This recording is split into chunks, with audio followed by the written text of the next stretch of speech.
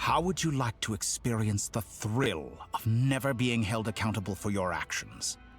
You could crush people like ants without consequence, or tear off their heads or limbs as you please. Believe me, such a life is but one small step away. What point is he trying to make? Freedom? But the freedom to kill? To do evil and get away with it? Why would you offer me that? The creation of a world is the ultimate scientific experiment. I have taken my research to the highest level, where I shall be not just a god, but also a servant to many sacred spirits. I shall heed the truth and perform holy deeds. A god's laboratory is the perfect playground. But it needs the right occupant to explore its full potential. Mortals are found everywhere one looks. Not so with Descenders. I'd prefer my first guest to be a distinguished individual such as yourself. And I know you could make the most of the opportunities it offers. So the condition for entering the new world is to take innocent lives. The same dilemma that Rerir once faced. Could I really bring myself to kill others for my own benefit? Rerir did. And look where it got him. Have you made up your mind? I can't do it. Your playground is no place for me. You're putting your hopes in the wrong person. But we both know I'm not quite the hero you say I am either. I have my own reasons for the journey I'm on. And they aren't all selfless. You've grown a lot since we last met. But there are still things you are unwilling to compromise on. This will only hinder you.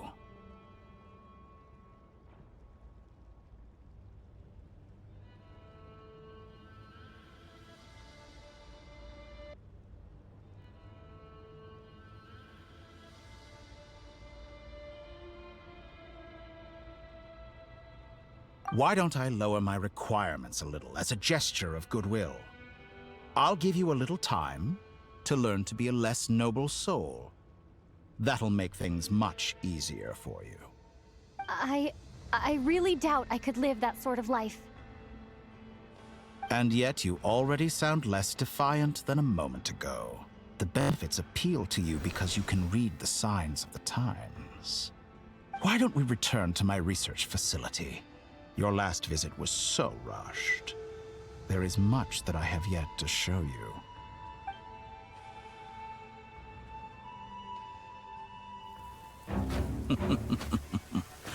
Now to that question, Heroes don't attack from behind. Guess I'm no hero. This is most disappointing.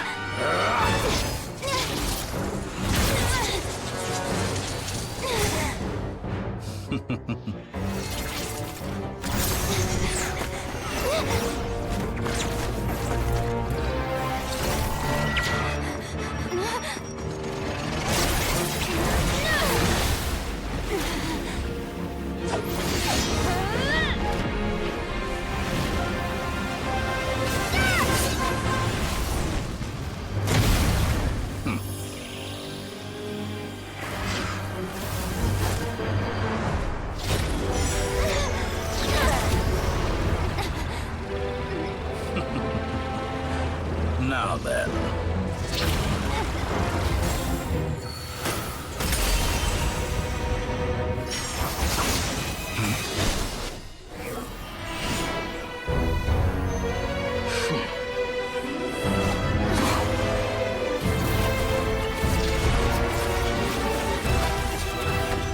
A new face.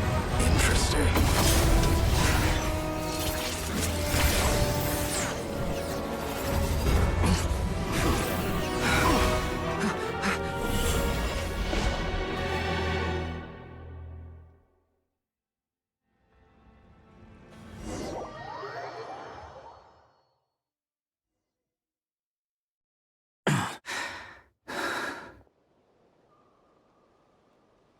You're still gonna call me Hack Guy after that, huh? I didn't see anyone else in there who needed saving.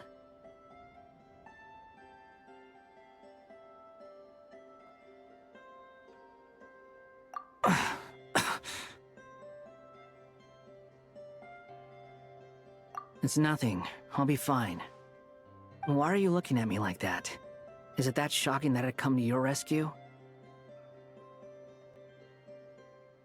I owed you a favor back in Sumeru. Now we're even.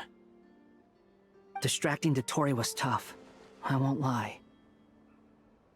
He's not gonna fall for the same trick twice. That was my one shot. I'd hoped to use it to take him out. Ugh. I never wanted to obliterate someone more than I do right now. Dotori doesn't recognize me, but his segments were originally made based on an analysis of my operational principles. I expect it's only a matter of time before he figures out what I am. So Dotori doesn't recognize Wanderer because he deleted himself from Irminsul. Did he really miss his only chance for revenge by saving me? Why the long face? Hey, I'm not blaming you, okay? And I'm not complaining either. Rescuing you and killing Dotori are equally important goals.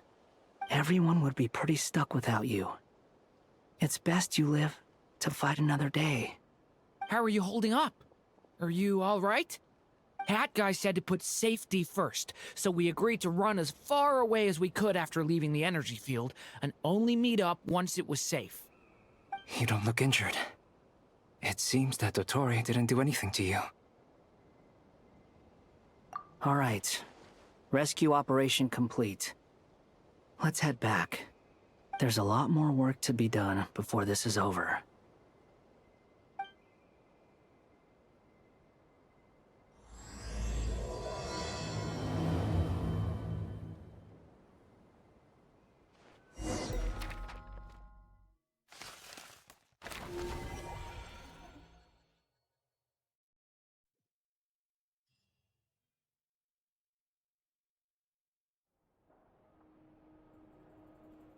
Understood. I will bear the Tsaritsa's decree in mind. I don't see what's so awesome about it, though.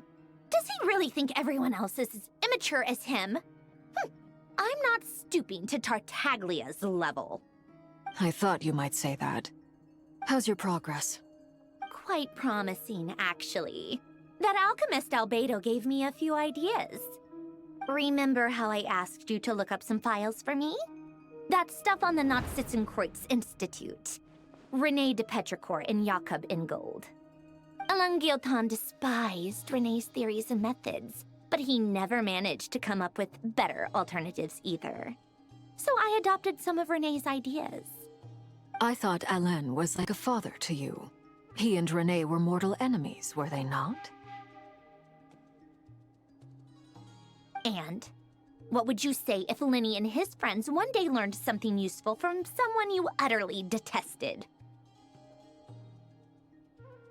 I would applaud them for it. That would mean that they have surpassed me. For all we know, Alain Guillotin might have thought the same thing. Not that it matters, though. He's dead, and I'm alive. So it's my call to make.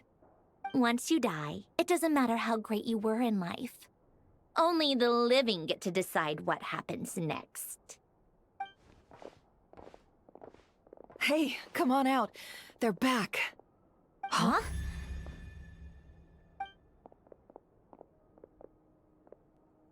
You're back?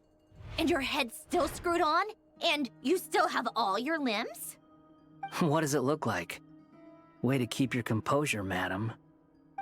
Excuse you. I am perfectly composed. Glad you're okay. Yes, it's a huge relief. Worry? Oh, yeah, right. You think we, the Fatui, were worried about you? We were worried sick. Hey! The Traveler and I were already friends. You are free to join this mission in whatever capacity you please. Much like your tea parties. It's a laugh a minute with you guys. I must say, I was quite surprised when Mr. Albedo told me he would need no additional aid. We discussed this on our way back as well. I am rarely so unequivocal, but in this case, we had full confidence in Hat Guy. He said he knew what he was doing. Albedo and I pretty much had to just wait outside on standby. Meanwhile, Hat Guy broke into the energy field and rescued the Traveler solo. You didn't have to mention that. Well, I'm thoroughly impressed. You are a force to be reckoned with, Hat Guy. Is she back? Is she really back? Traveler! It's really you!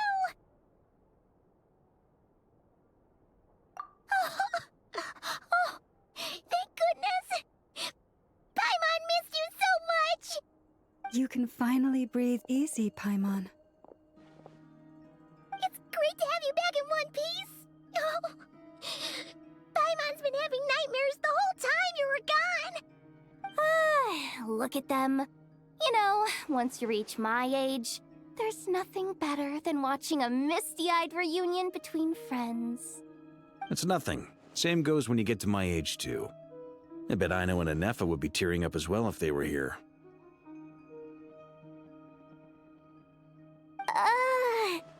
Varka, I'm not sure Anefa can cry. Oh, yeah, good point. Hey, your eyes are looking a little red and puffy. Come here, let's hug it out. What? Ew, no! No, thank you. You're not my dad, okay? Knock it off! Everyone, I'm sorry for all the trouble I caused you. But the silver lining is, I didn't come away from this ordeal empty-handed. While I was being held captive, I learned a lot about Dottoro's current capabilities and what he plans to do with them. Allow me to explain.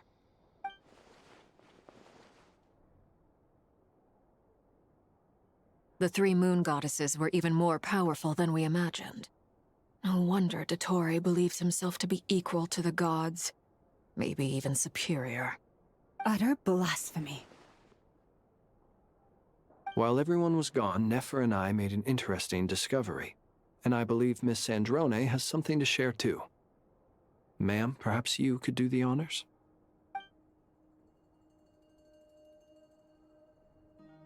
Called it. Getting rid of a pesky troublemaker like her is like trying to clean up after a crumbly cake. It always comes back to haunt you. Our next step is to find a way to bring her back. A place where time flows backwards, with no destination in sight. Surely it must have been created for a specific purpose. But I fear the answers are buried deep into Vat's history, held by great powers beyond our reach. It sounds like she's on a specific path through time, just traveling in the opposite direction to us. The question is, where does that path lead? Or will it keep going to infinity? We considered that question as well. Strictly speaking, time is not infinite. Indeed not. Every road has an end. Nicole! You sure love quietly sneaking in mid-conversation. I do, in fact. It's something I've always done at our mages' tea parties. Quiet, mysterious, and persuasive. You wonder what lies at the end of her road. Well, just as the world has a beginning and an end, so too does time. And so, the end of the road is the moment that Tevat was born. But where Miss Columbina will end up along this road, that depends on where this particular river of reverse time began.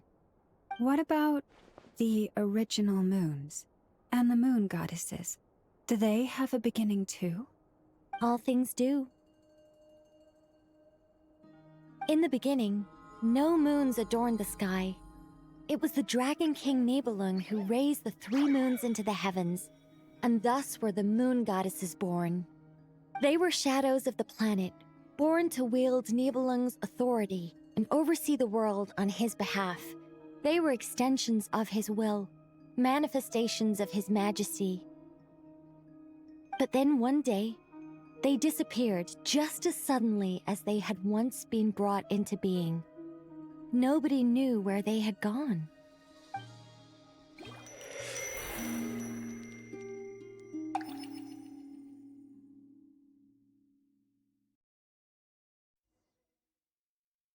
Like I thought, no more paths back to reality have emerged since. But how can I be sure that I'm going the right way without scenes from reality to keep me on track? I can't even be sure of how long I've been walking for. The further I travel, the less stable this space becomes. There are even moments where I can sense something that feels like abyssal energy. They can just materialize out of thin air. I have to keep my wits about me.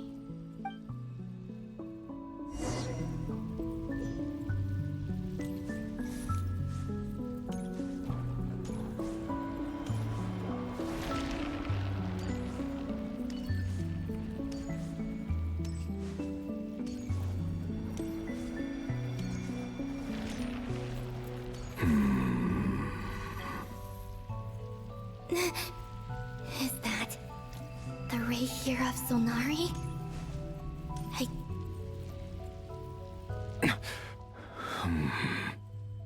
You are the moon goddess. But how? Please, there's no need. I'm not interested in fighting anymore. I find that a little difficult to believe. Yeah. Honestly, so do I. The way you used my own power against me was... It was a brilliant strategy. And then, in the final moment before I was thrown into this space, I got to see an old friend. Mr. Dainsleif. Right. It was so long ago now. But we were friends once. When I first got here, I was filled with hatred, remorse, and rage. How I cursed and devoured. I tore everything here apart. I was consumed by the desire to leave this place and have my vengeance. But to no avail. This is a place with no exit. This is the second time I've entered this space. Though I have no memory of the first. I was torn to shreds the moment I entered. But this time I survived. It must be partly because of this new body. And partly because of all the Kuvaki I absorbed in Nodcry. Are you the source of the abyssal power in here? Not all of it. Some is from when I first arrived here and tried to destroy everything. But there was already a degree of abyssal power here, before I entered. And like a venomous snake baking in the merciless sun, it tried to slither into my shadow. Tried to? So, you rejected it? Yes. Because after that, the world suddenly became silent for a moment. What do you mean? The voices in my head. They were gone. And then I saw her. Her? Thelindis. My former lover. Never mentioned that she saw a memory of Thelindis leaping into the moon's reflection. More precisely, I saw her afterimage. I'm sure the real her is long gone. She was just an ordinary Conrian. She couldn't have survived here for very long. Anyway, why have you come here? Didn't you know it was a dead end? If I hadn't escaped through the moon gate, my friends would have been in far greater danger. Oh, I see. Because of your power. The power of a moon goddess. What? You'd like to know how I know, wouldn't you? The one who resurrected me said so. I could hear a deep lust for power in his voice. Do you mean... Dottore? Dottore. So that's what he's called. He'd been collecting fragments of my body for a long time. All so that he could resurrect me at the moment of his choosing. I had no interest in his research. But being as corroded by the Abyss as I was, we were aligned as far as hunting the moons and recovering my strength were concerned. So that's why the Wild Hunt suddenly became so active in Nodcry. When I left the Fatui in my weakened state, Dottore must have felt that his time had come. Moon Goddess, could I ask a favor of you? What? I know this is a lot to ask, especially from someone who tried to kill you. If you refuse, I won't fight it. But this is the only thing I desire now. Nothing else matters. What do you want? I'd like you to take a message to Thelindis for me. Thelindis? But... Yes, she's dead. But like I said, I saw her afterimage. I can sense that some part of her soul remains here. Far, far ahead. Why don't you go and speak to her yourself? I can't. I don't know why, but I can't move freely in this space as you can. All I can see is a glimpse of her walking away. Just like the moment when I last saw her in life. In return, I will clear these abyssal obstacles for you. No, not in return. I'll clear them for you, whether you want to help me or not. It feels like something I ought to do. Why? Yeah. Why, indeed. I've been asking myself that question a lot recently. Why did I do the things I did? I'm tired of it all. Tired of the person I became. People used me. And then I turned around and started using others. I hurt a lot of people. I think I grew tired of it long ago.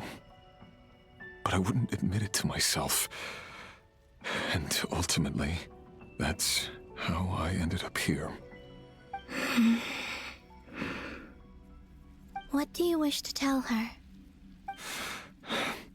All of it. My past. My mistakes.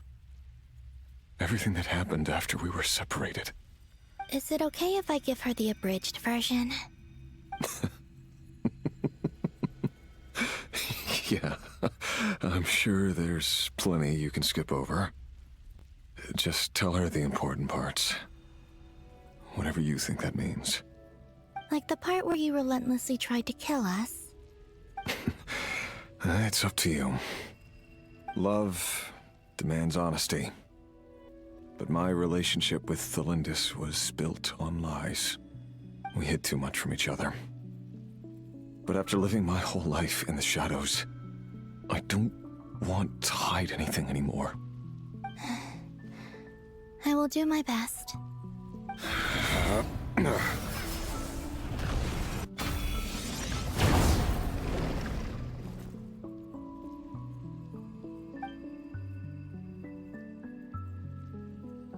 There.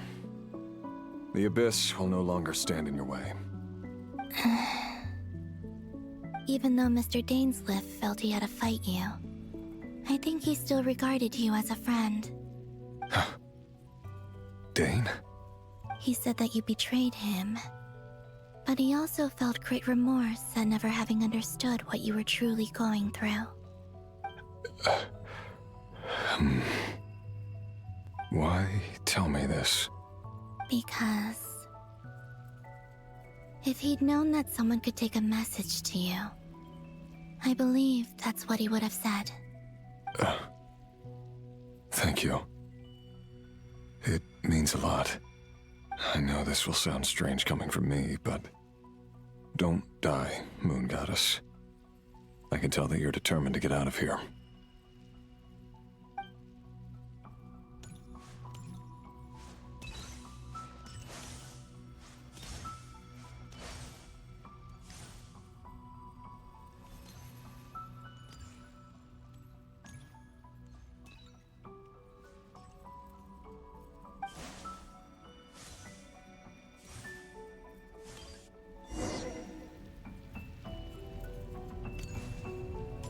He kept his word. The abyss is no longer obstructing my path.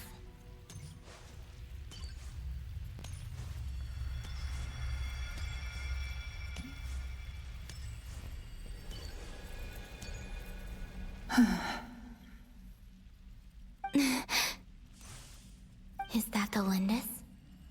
She wasn't far off at all. And yet, they can never meet. Hello, Miss Lindis. Who are you? How do you know my name? I've never seen anyone else here before. You can call me Columbina. I promised Rerir that I'd bring a message to you. Rerir? My Rerir? Is he well? He's doing better than he was. Better than he was, huh? Sounds like he's had a pretty rough time. Others have had a rough time on his account too. In many cases, their time ran out because of him. And I'm not just talking about the children of the Crimson Moon. So, things got worse before they got better. Could you tell me what happened, Miss Columbina? Are you sure you wish to know? Yes. This is my opportunity to learn the truth. No matter how hard it is to hear, I have to know. I admire your courage. However, time is short. I cannot stay here for long.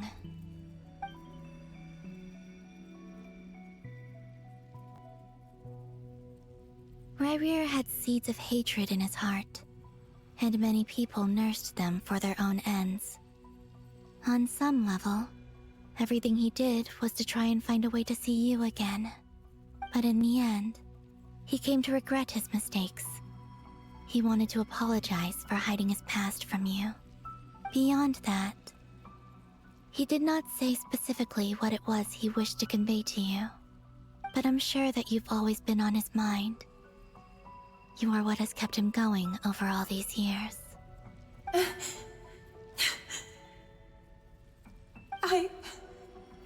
I'm sorry, Miss Columbina. This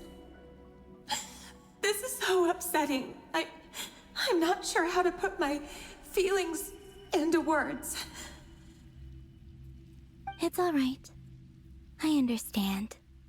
Well, that's everything from me. So, I guess I'll be... Wait. One moment. Time flows backwards here. The road ahead only leads further and further into the past. I know. I intend to reach the end of that road. Without a moon marrow, without the 3 moons' power, you won't make it far. Wait, unless... Are you one of the moon goddesses? You could say that. I see. I often think to myself, if life is like a train ride, why haven't I reached the terminus? Where am I even going? And it's not just me, it's this whole place. Wherever it is, it seems like it's existed forever. It's such a mystery. Where is it going? I must seem so ridiculous. I can't answer these basic questions, and yet I jumped right in here without hesitating, only to be torn apart the moment I entered by powerful energy currents. Only my soul remains now. Thinking back, I was suddenly overcome with fear and terror in that moment. Perhaps I too became bewitched by the abyss. I may have been the leverage it needed to control Rayrir. I used to be a researcher at the Universitas Magistrorum in Conria, researching the iridescent moon's marrow. Eventually, I came to the conclusion that time in here flows in reverse. Rayrir was one of the Vinster King's retainers. With me, he was in an impossible position. It plagued him constantly. I wanted to help him escape his lot in life. I wanted him to be happy, so I thought I'd use this place to return to the past. At the time, I thought I could just go back to the day that the Vinster King first found the prince. It was only after meeting the prince that the Vinster King started going too far with his research into the abyss. That was the day all of our woes began. I thought I could stop the king from ever meeting him and solve everything. I couldn't kill the Vinster King himself, so I had to find another way to save Rayrir. That's why I wanted to go back, to kill the person who had brought new possibilities to our realm. I'm sure it was a futile endeavor, but the abyss probably enhances the basest human desires. So I naively hoped I could change everything. But I was simply too weak. Like a speck of dust against the whole universe. Look at me. I didn't even survive the journey here. Not physically, at least. I know I'm never getting out of here. But you're different. You can make it, and I want to help you. I owe you that much. How do you plan to help me? Have you noticed the golden energy that exists here? Based on my past research and my observations since coming here, I believe they carry you forward faster. I can share what I've learned, and help you understand the pattern in which this energy appears.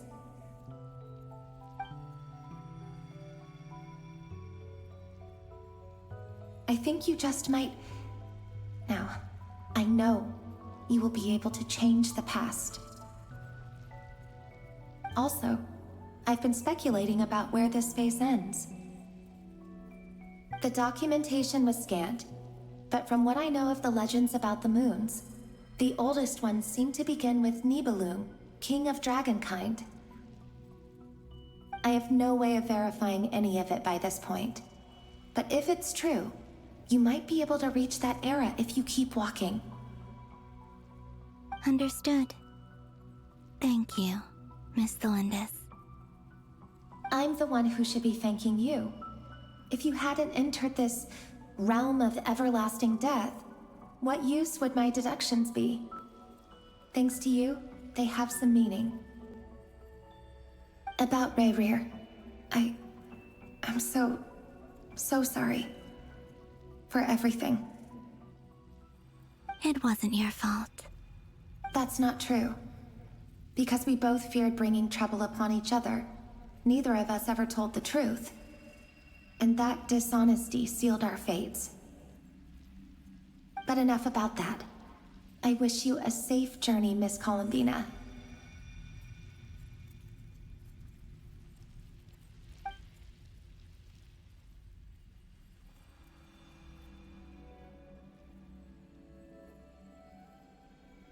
And may the outside world never have to experience pain like this again. Rayrir, you're there, aren't you? I cannot see you, because you exist in the future. I expect we'll be trapped in this prison of space-time for all eternity. But please, gaze upon the past, and then sit for a while. Let's find a place to sit down together, just like we did when we first met.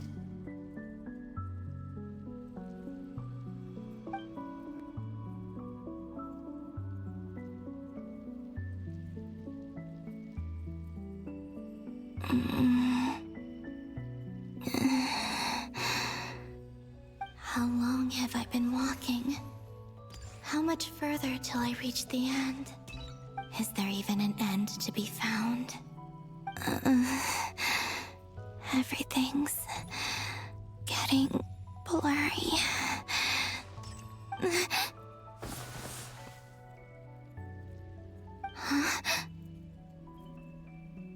Are you all right, little sister? Have you come from the distant future?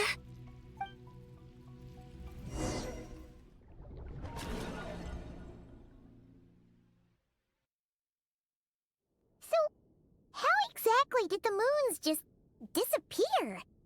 Shouldn't it be a little harder to get rid of major creations like moons? The world is a vast and ancient place. On a certain scale, all life lasts for but a fleeting moment. Miss Nicole explained that the moon goddesses likely perished in the War of Funerary Flame. The moons themselves were also destroyed at that time, save for the Frost Moon, from which a new moon goddess was later born. Am I missing something then?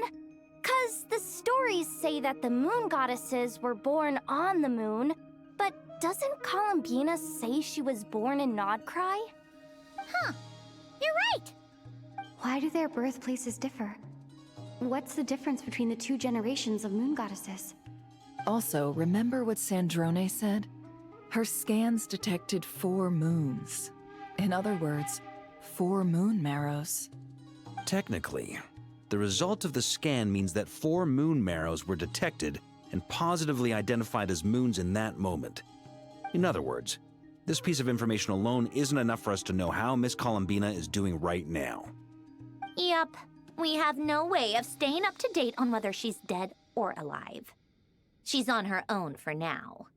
But at least she's trying her best to get back to us. Yeah, she's a tough cookie.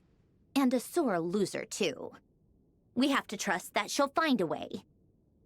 Because we really need her power.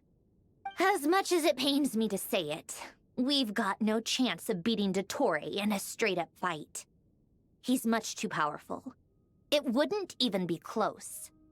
That maniac is going to devour everything in his path until he reaches us. We need to find someone or something that can stop him before he does anything worse. I'll be frank. Our only hope of defeating this false god is with a real moon goddess on our side.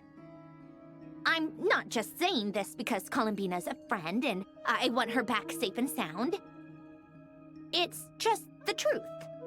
And I know that even she was no match for him when he attacked, but I don't have a better solution. We're not giving up on saving her, whether she can defeat Dottore or not. Right. Don't worry, Miss Sandrone. We're all aligned on saving Columbina. No one's trying to argue that we can only justify saving our friend because it will help save the world. This is about multitasking. We want to save both. So, she's more than just a moon goddess to you guys? Absolutely. Duh! She's part of the gang! And you are too, you know. Yes, I know. You don't need to labor the point. I knew that the moment I came running over with my documents that I was part of the in-group. I mean, if Arlecchino can fit in, I certainly can. Anyway, as for how we get Columbina back, I've been working on it constantly. But I think I'm still lacking certain information about the moon. I'd probably get there if I could continue my calculations, but the problem is, I've run out of computing power. Computing power? You mean you need more energy? No, the issue isn't energy, it's processing power. There's so much data to get through that the whole process has just ground to a halt. That's a tricky problem. René de Petrichor of the Nazissenkreuz Ordo once foretold the fate of the world. But I don't know how he did it. My guess is that he used the primordial sea's power. However, that won't work for me. His methodology was vastly different from my own. What's worse, they're incompatible. And, to top it all off, we can't even leave Nodcry. Ugh, this is so annoying. If I'd known we'd run into a bottleneck like this. Well, no, the design bureau's a bust as well. Curse that Dottore! Couldn't have made this harder for me if he tried. Oh, what do we do then? How about we grab a bite to eat and take a break? Maybe something will come to mind after you've cleared your head. You don't get it, do you? I'm trying to calculate the fate of an entire world here. And I need accurate results, not big prophecies. Where the heck am I gonna find the computing power for that? Ahem. Anyway, time to shelve the discussion on technical difficulties. Being a killjoy isn't very ladylike, after all. Either way, we've done what we can. Rest well, everyone. Remember to let us know if anything new comes up. Hat guy? Is he hinting that we should talk outside? Let's go somewhere a little more private.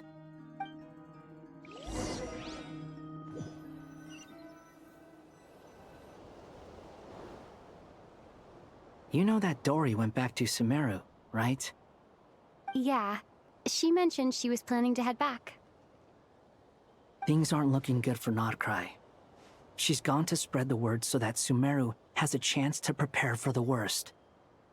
From what I know of Dottore, there are two possible reasons why he hasn't made a move yet. One is that he's still working through some kinks in his new powers. The other is, he wants to see how we're going to react. He'll easily devour everything eventually, so I guess he's in no rush to make it happen. The first false god he made was me. Now it's his turn. Even though my records were erased from Irminsul, Dottore's ideas haven't changed one bit. He once told me that becoming a god was like turning yourself into a hungry wolf or giant serpent to devour the moon. Clearly, he began studying the moon goddess's powers long before he even tried making a god. He's always wanted to get his greedy hands on divine authority one way or another. And in the end, he devoured the moon where I failed. In the desert of Sumeru, there is a chessboard built by King Deshret, also known as Al-Ahmar. I don't know if it was a real game, or if he was just trying to challenge his servants and citizens in some way. But creating games and setting rules, gods do that as a matter of course. That's the kind of power Dottore craves. Now he has the Trilunar Authority. His power is leagues beyond the common people. I don't think there's any point in other nations rushing to the front line. They're better off focusing on defense and hoping they can fend off any threats that spill out from Notcry. Either way, Dory will inform Lesser Lord Kusanali, and she will contact the other gods in turn. The Seven will have some recourse available. If nothing else, their protection should keep the rest of the world from descending into chaos as quickly as Notcry has. So on the bright side, even if Notcry is doomed, your friends in other nations won't be in any immediate peril. That's good to know. But I'm not ready to give up on Notcry yet. There's a word for people who refuse to let anything go. It's called being greedy. Maybe it sounds greedy to you, and probably naive too. But whatever you call it, that's what gives me the determination to keep fighting. Battles are fleeting, but the will to fight is a long-term commitment. Give up for even a moment, and your resolve will shatter. Why do you always feel the need to do the right thing? No one is born to be a savior. I mean, who's gonna criticize you if you fail, or give up? Don't take this the wrong way, but Dottore said something similar to me. I guess the Fatui attracts people who don't believe in saviors. Not necessarily. It's less about belief for me. I just want to know how determined you really are. After all, I don't owe anything to anyone else here. Only you. You look kinda worried. If your arch-nemesis was about to achieve their ultimate goal, I think you might feel a little worried too. That's true. Dotori is about to become an omniscient, omnipotent deity. That's gotta be a bitter pill to swallow. Still, you're calmer than I expected. Obviously. I have to admit that my past self was a reckless fool who misunderstood not only the point of revenge, but how to achieve it. And as much as I want my vengeance, I know I'm not gonna get it by acting alone. If the world's taught me anything, it's to think before I act. Too bad it never taught me any other virtues, though. So, I am going to destroy Dotori, no matter what it takes. So, what's your plan? I'll get to that. First, tell me, what do you think of Sandrone? Just like Paimon said, she's a friend, part of the gang. How much do you trust her? This is a serious question. Think carefully before you answer. Although she's with the Fatui, she has her own values, and she's helped us a lot. If nothing else, she's clearly going the extra mile for Columbina. I see no reason not to trust her. If you say so. In that case, the three of us need to talk. I have some thoughts about her computing problem.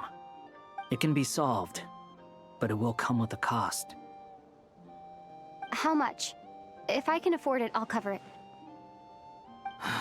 Sometimes your heroism really backs me into a corner. You know that? Come on, let's go talk to her.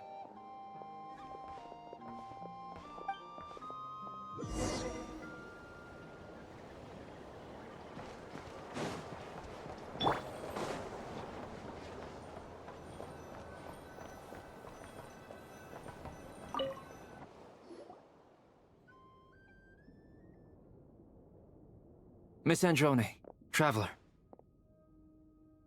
Hey there. Paimon's here too! She was just helping them sort through their things. How did your chat go? That was fast. The call only just ended. Well, you said it was urgent, so we got here as quickly as we could. Albedo, I have some alchemy questions for you. I see. Looks like my knowledge proved useful after all.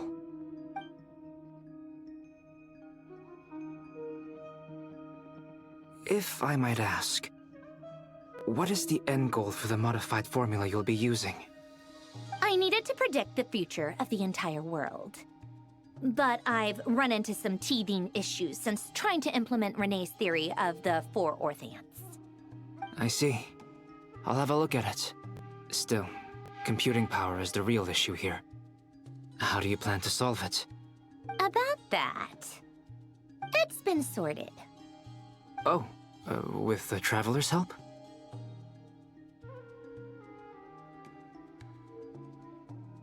Actually, you're not wrong. She found the person with the solution. Was it Hat Guy? Yeah, it was him. Wow! Go Hat Guy! Seems like all that time studying at the Academia is paying off big time. But where is he? Wasn't he the one who asked Albedo and I to come here? Come with me.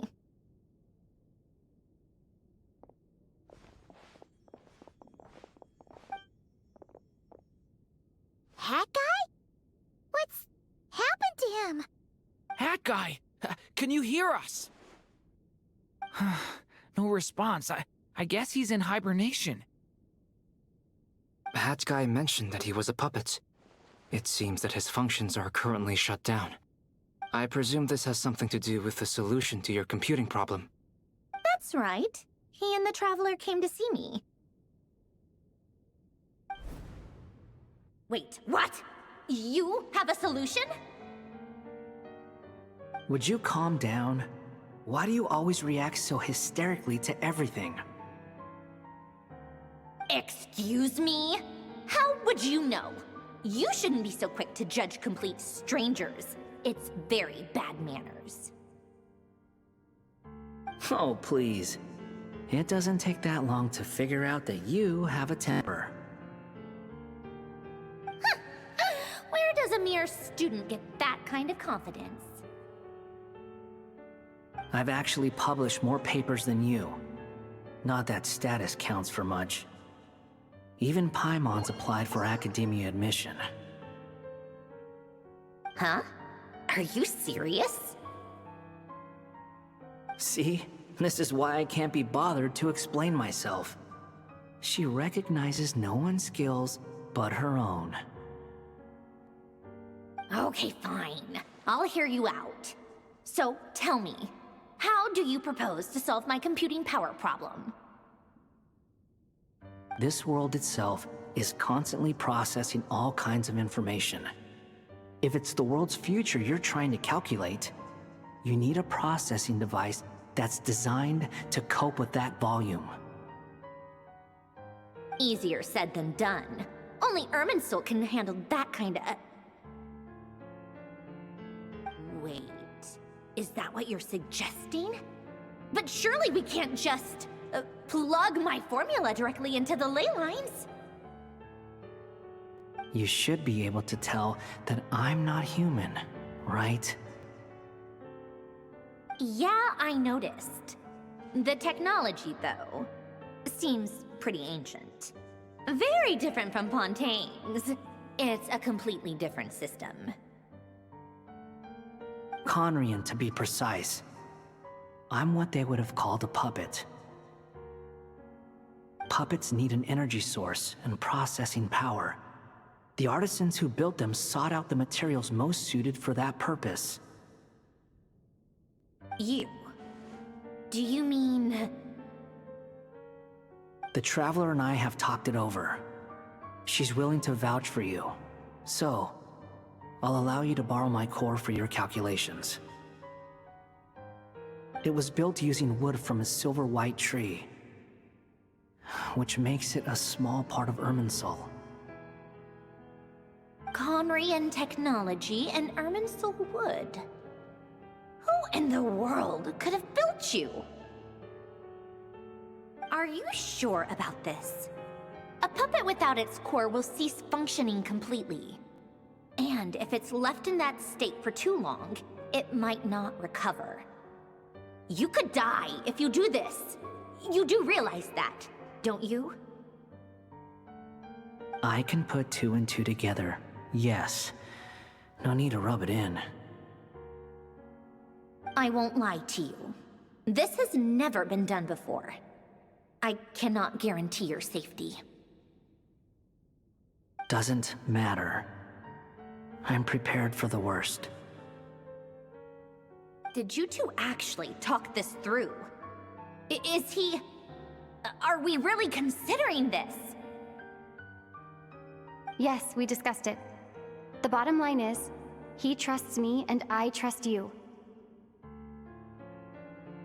Let's give it a shot, shall we? Honestly, I have no clue where this kid even came from. But for whatever reason, he lent me his core to use in my formula. I'm very close to finishing my calculations now, and the core is currently in use. So I'm sorry, but I can only show you a sketch right now. This is what the core looks like. A silver-white branch. It certainly matches the legends told about Irminsul. Is Hat Guy gonna be okay? He's not gonna die, right? Right? In theory, he should be fine. As long as we put his core back in time. Beyond that, all I can say is that I'll try my best to avoid risk and make sure the core doesn't sustain any damage. I think I know why you called us here now. Someone needs to watch over his body and make sure it's protected until the process completes. Correct. He said that the only ones he trusts here are you two, and the Traveler. And the Traveler will have other work to do. He will have our undivided attention. Aww, Hat Guy. On a more positive note, things are progressing steadily on my end. I'll call everyone in for a meeting once the results are out.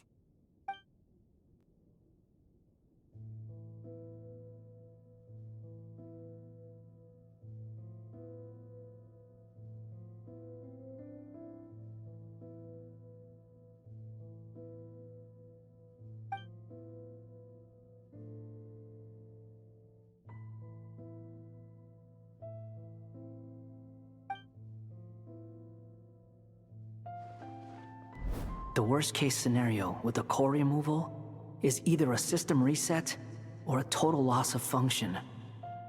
But I'm not afraid. A quiet death should have been my fate long ago. A core is completely different from a heart. It's like another vital organ entirely. I never believed it could be a true replacement for what I sought. But in the end, it turns out the core was more useful to me. Pretty funny when you think about it. It's like the punchline of my entire life. Do you think there's any difference between a puppet and a human? If not, then this would just be another samsara. I have already experienced both a past life and a next life. Part of me wonders whether I'm only capable of making this decision because I've become a real human. What's with that expression? Isn't this a good thing? Sanjoni will succeed, won't she? She has to. She will. We all have to persevere until this is over. That's right. And I'll protect you all until a moment of victory arrives.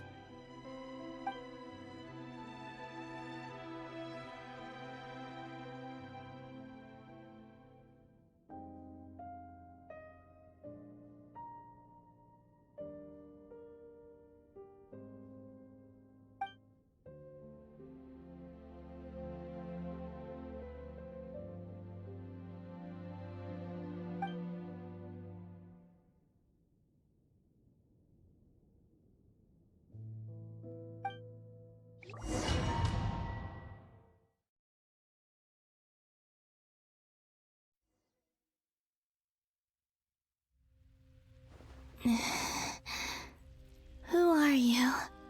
Call me Sonnet. You have the same power as Canon. Sonnet. So, you're the goddess of the iridescent moon? Oh, goodness. You recognize me? Well then, what's your name? Columbina. Columbina Hyposelenia. Hyposelenia? What a lovely name. Did you choose it yourself? It was a joint effort between me and my friends. Friends? You mean your friends in the heavens? Huh? Oh, sorry. You must be exhausted. I apologize. Hang in there. Let me introduce you to my older sisters. Do you mean the other two moon goddesses? Arya and Canon? Wow, you sure know a lot. Hey, does that mean that our story goes on into the future? Oh, I guess that wasn't the best question to ask. It's alright. We were prepared for that possibility. You could say we were too prepared. I can't even remember how long my sisters and I have been here by this point. When did you get here? How long has it been? I can't say for sure, but it feels like it's been forever. I see. Are you feeling alright? You look a little unwell.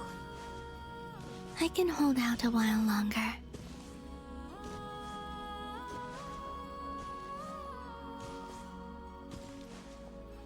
We don't have far to go. The place where my sisters and I are based is just up ahead. Don't worry, they're both really nice. I'll introduce you.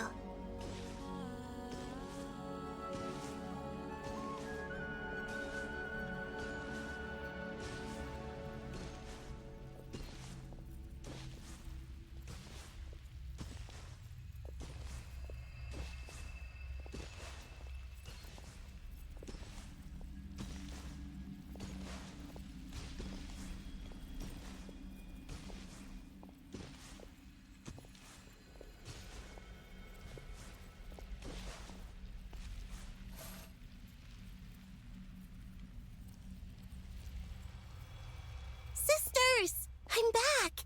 And look who I've brought with me!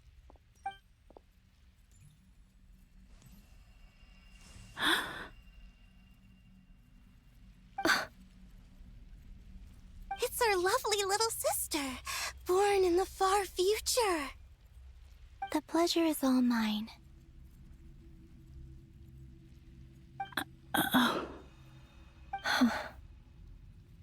Allow me to introduce you to Columbina Hyposelenia.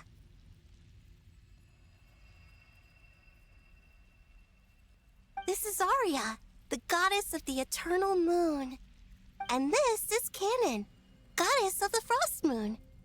Canon, don't you think Hyposelenia's power is similar to yours? Hello, Columbina. I apologize for our startled reaction just now.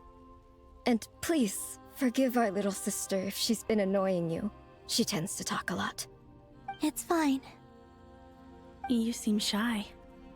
Don't worry, Columbina Hyposelenia. No one can hurt you here. Could you tell me where here is? Please. I must know.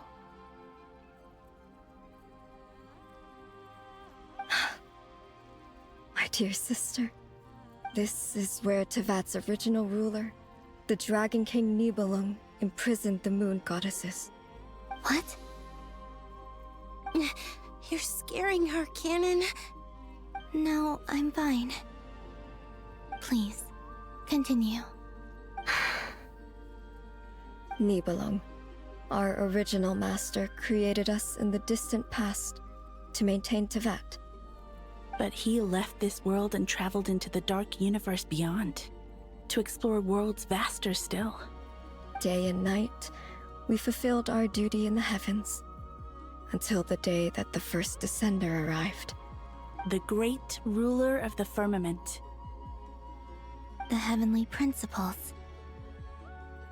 Is that what later generations call them? I see.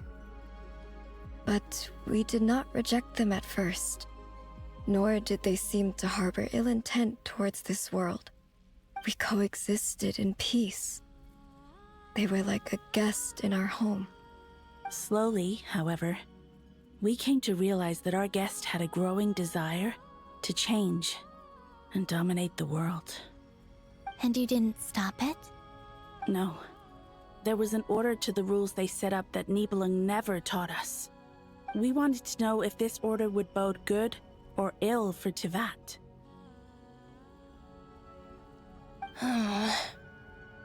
All right. Canon and I wanted to know. Sonnet was against it from the outset. Later, we discovered that this great ruler of the firmament bore an almost paranoid hostility toward the desire of certain life forms to seek power. Or perhaps they feared them. They would even cast down celestial nails as manifestations of their power, to punish the civilizations of the world below. Only this was far beyond mere punishment. Right. Their rules brought order, but the price people paid for merely testing the limits of those rules was far too great. I did everything in my power to help the punished escape catastrophe, but still, too many lives were lost. The ancestors of the Frost Moon Scions were some of the ones you helped. But just when we had decided to take countermeasures, the Dragon King, Nibelung, returned. And so began the War of Funerary Flame. So, that's the name the world gave that war in the future. Well, who won in the end? As far as I know, the Heavenly Principles won, although it came at a great cost. They remained in Tevat, where they continue to rule to this day. And the world's original master, the Dragon King Nibelung, was destroyed. And what of the moons? Are there still 3 moons in Tevat's skies? You can tell us the truth, Columbina. We know we are but remnants of a bygone age. We are prepared for the answer. Only the frost moon remains. But it has been cast beyond the false firmament by the heavenly principles. The eternal and iridescent moons were both shattered during the war. So death finally came for us in the end. Sonnet. But you're still here, aren't you? A moon goddess cannot live without her moon, Columbina. She's right. That's why I began to disappear. Because the frost moon is cut off by the false sky. How much worse it would have been if it were outright destroyed. Our souls may endure within this lunar palace, but if our moons are destroyed, Then we shall disappear the moment we depart from it. I'm sorry. There's no need to apologize to us, dear sister. If anything, we owe the world an apology. If only we decided to act sooner, rather than arguing amongst ourselves. all the more reason not to spend this time in regret and repentance. Instead, we should focus our efforts on how we might help our future sister. Sorry? Don't you see, Columbina, your story is not yet over. Is that not why you are here?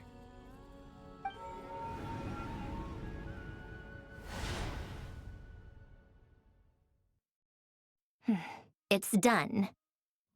Initiate numerological array. Continue running primary process. Calculate the world's fate through extrapolation. And identify nodes of potential change. Secondary process, scan for moons. Still 4. The number of moon marrows hasn't changed. Wait, let me think. Is it possible that there's something I've been misunderstanding about the moons all along? Variables. Variables in the world. I know where potential variables within the world come from. So what about the moons? Are there any variables there? Like their life or death, for instance. What if being alive or dead makes no difference to a moon? But that's so strange. Even immortal gods can die. Why would the moons alone be? Wait! Wait! I've got it! I've got it! If alive or dead is considered a variable, we might have had this wrong the whole time. No one ever said that a moon marrow equals a living moon. We just made that assumption ourselves. Initiate secondary process. Scan again. This time filtering out interfering perimeter, moon marrow. I don't care if they're natural or artificial. Get them out of my search results! Why? It says 3 moons still exist in Teyvat, even after excluding the moon marrows. But we know for a fact that 2 of them are dead. Redo the scan. Narrow the results to living moons and real moons. No, scrap that. Narrow it down to moons that have lunar authority and remain alive. Why? Why is it still 3? What is this, Columbina? Has the world lied to us? Or are you the one pulling the wool over our eyes?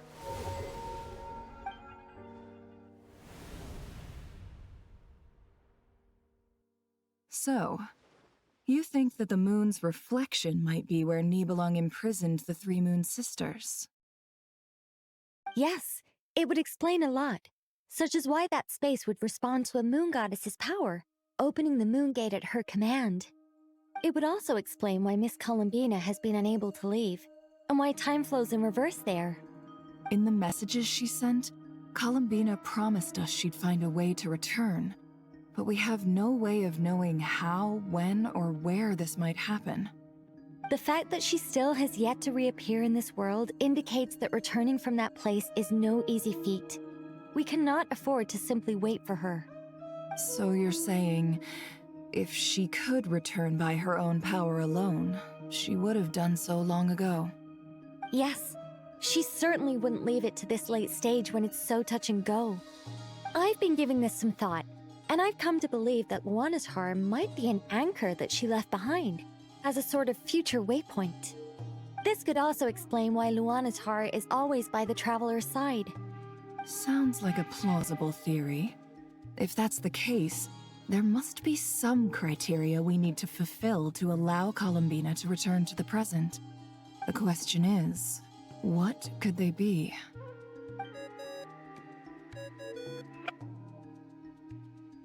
Hello? Listen up! This is extremely important!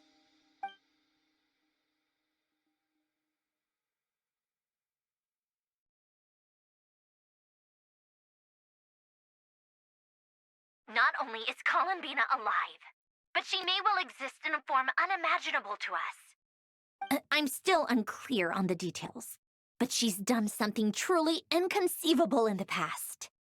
And the clue to what she's done lies in the moon and Tevat sky. Truly amazing. Oh, I'm so delighted for her. I'm sure we all feel the same. And I'm sure Columbina is ready to get back here and fight by our side. I'll keep my calculations going and try to find some way of coordinating with her. But that's not an excuse for everyone else to slack off, okay? All of you had better keep trying to think of solutions. How can the dead moon still live? And Luanatar...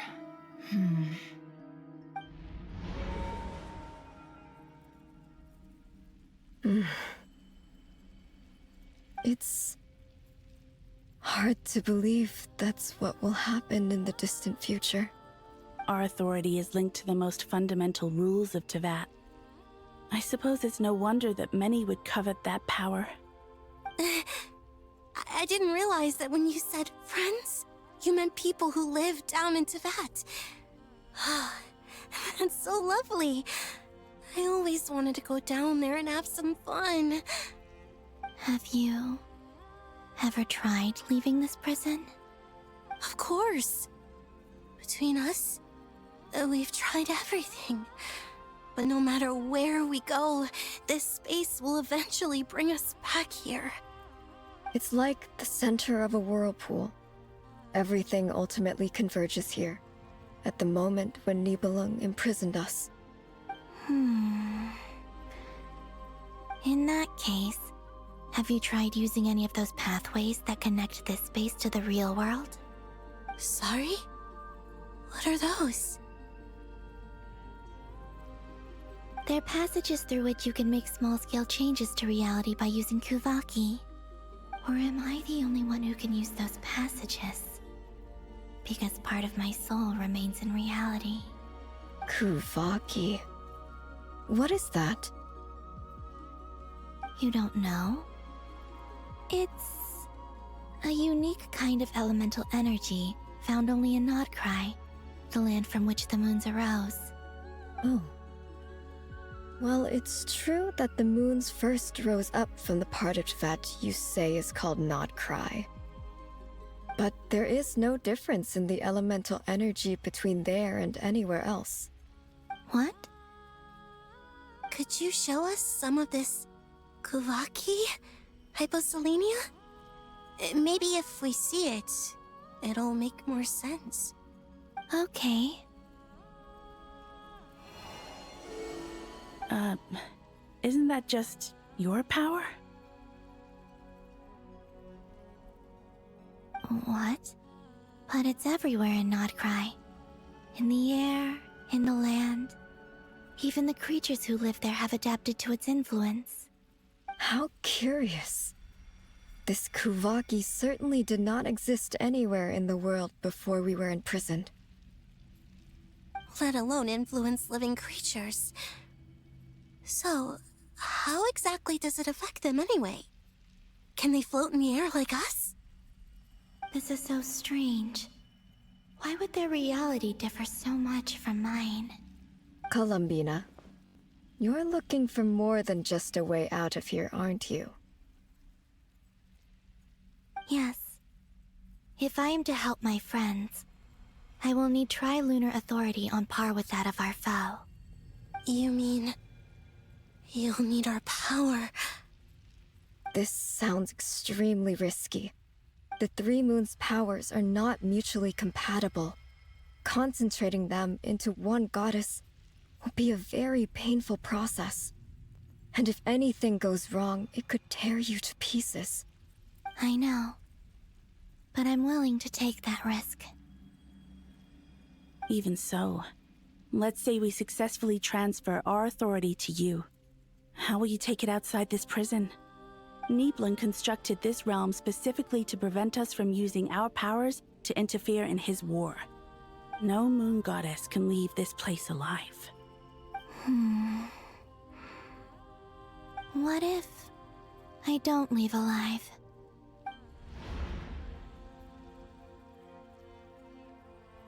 Where do we even start? How are we supposed to figure out what we're meant to do to help Columbina?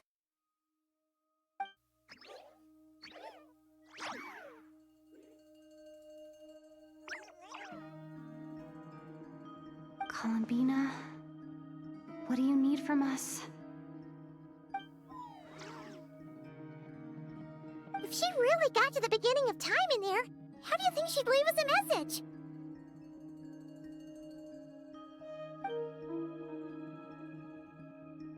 You don't think she'd write it down on a stone tablet somewhere in the hopes that we'd find it, do you? Seems unlikely. Columbina may not talk a lot, but she thinks deeply about issues like this. Let's review what we know. This is the Columbina who fought alongside us against the Rahir of Solnari, and with whom we celebrated Moon Prayer Night. She knows our personalities, our ways of doing things, even our unique strengths and abilities. So, if she wanted to tell us something from a long, long time ago, what would she do? Oh.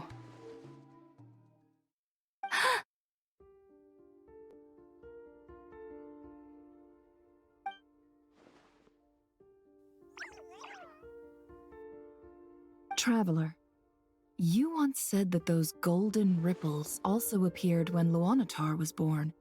What if Columbina left Luanatar here, not just as an anchor to the real world, but for some other purpose? If she is part of Columbina, and Columbina knows that I can see past events through her... Oh yeah! Like when you peeked into Rarir's past through his heart! Nefer, wait! If you're right about this, and you can really see past events through Luanatar, your eyes, they'll... Oh, I know. Looking at Rarir's past in Conria was already enough of a strain on my eyes. Looking this far back into the past, it'll surely blind me. But it's our only chance. This is the only way. Boss. We spoke about this once, a long time ago. Do you remember what I said, Yehoda? The day I lose my sight, the Curatorium of Secrets will be yours to run. But... What's wrong? I'd be overjoyed if I were you. This day's come a lot earlier than either of us expected. I need to know you'll honor our agreement, Yehoda. Promise me.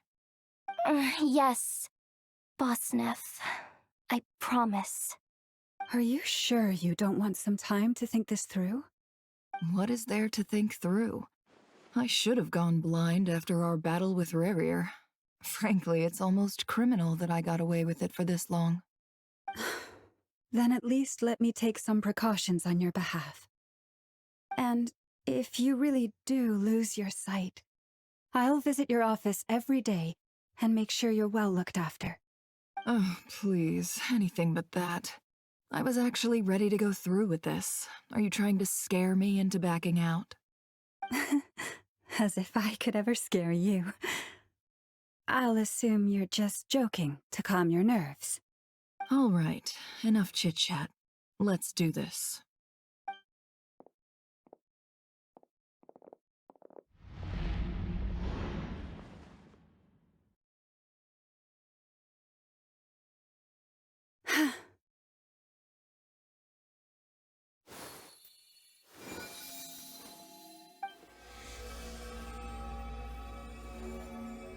done. Good. Now give me some space.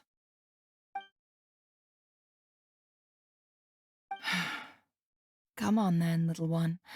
Show me what happened in the past.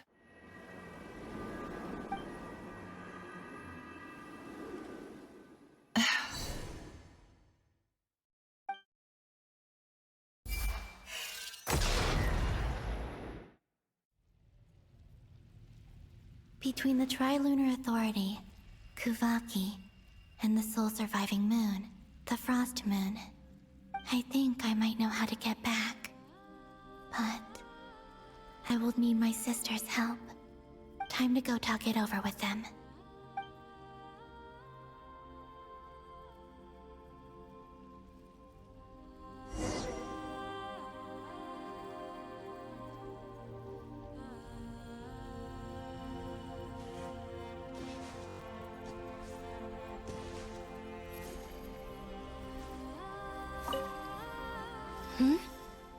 Have you decided what to do?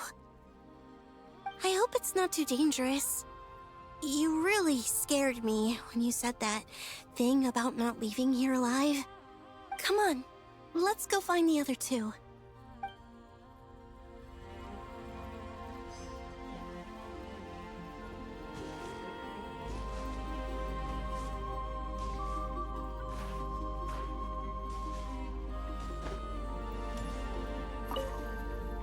Seems you have reached a decision. I'm all ears. What do you propose?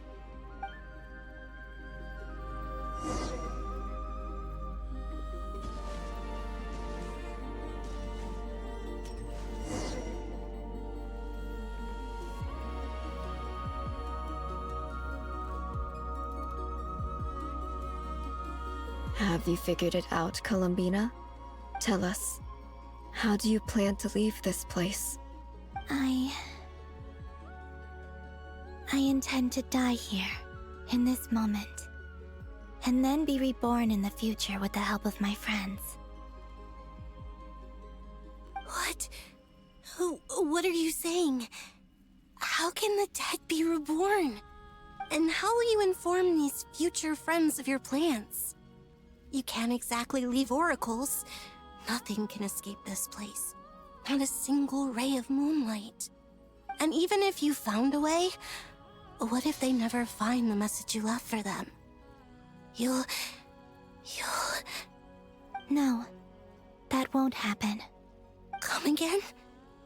They will find my message. I'm sure of it. I'm not following. How exactly will you achieve this? It's quite simple, really. First, I will leave my soul here.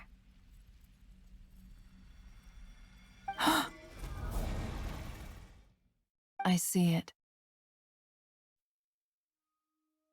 Your soul? You mean you're a divinity? Yes. I once left a portion of my soul in the future. One so small that this prison barely noticed anything. In this very moment, she can resonate with my soul across time. When the time comes, I believe that she can serve as an anchor to pull my soul from here back to the future reality. Just as gravity connects the world to the moon. Exactly. In the future, where I came from, the moon has been cast beyond the false sky, but I can still feel that it is there. In a similar way, I can feel a connection to the soul fragment I left behind even now. My friends can use it to detect my presence. But how do you just leave your soul here? Is that even possible? On my way here, I met an ordinary mortal who entered this place long before I did. Her body is long gone, but her soul remains. And before that, I encountered an old enemy whose entire soul survives here intact, while the power that once corrupted his body has faded away. So, perhaps this space is specifically designed to imprison divinity and authority, but not the physical body. Still, even if your body can escape, would it not just be a lifeless husk without the soul inside? Wait, is that what you meant when you said you wouldn't leave alive? Yes. I shall turn my body into moonlight and pour it over Nodcry. That power shall protect the land and quietly blend into it, awaiting my soul's return in the future. However, I cannot do this on my strength alone. I would need your help to do this, so I'm humbly asking for your assistance. Oh, dear sister, you need not be so formal. As I said before, we are but remnants of a bygone age. You, on the other hand, were born alone in that distant future, and you have walked a long and lonesome road since then. How could I bear to let your story end here in this dungeon? Don't forget, we are your sisters, your family.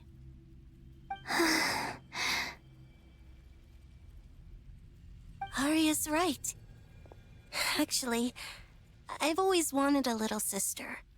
Can you imagine how it's been for me? Getting nagged by 2 older sisters all the time. Now, I finally get to be the big sis. And not just that, but I get to help you return to your world, too. How could I say no to that? Sonnet. Canon?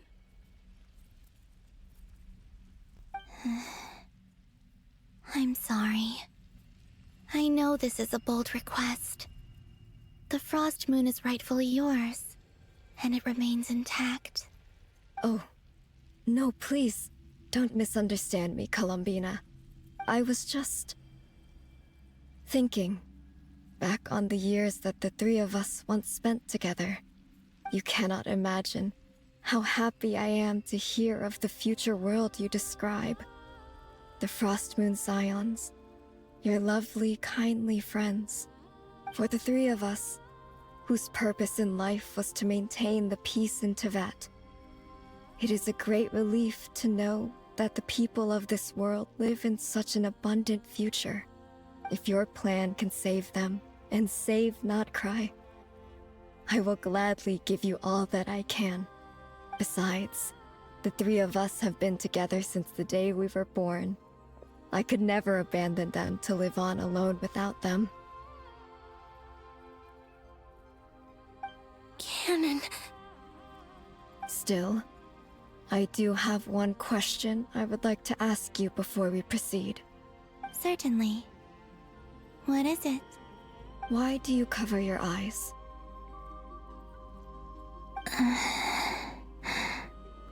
Yeah, I was curious about that too. But it seemed personal, so I didn't want to intrude.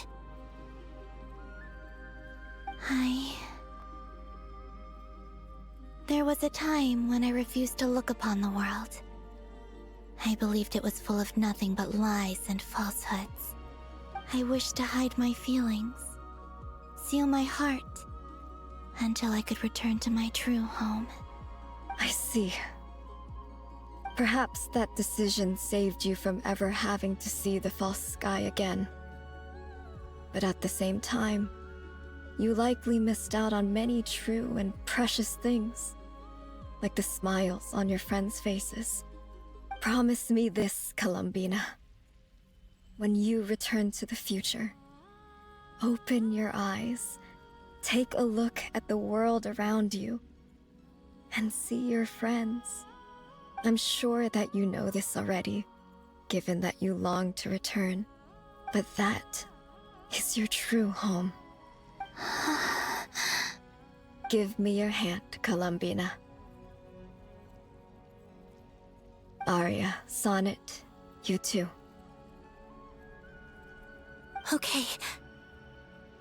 All right.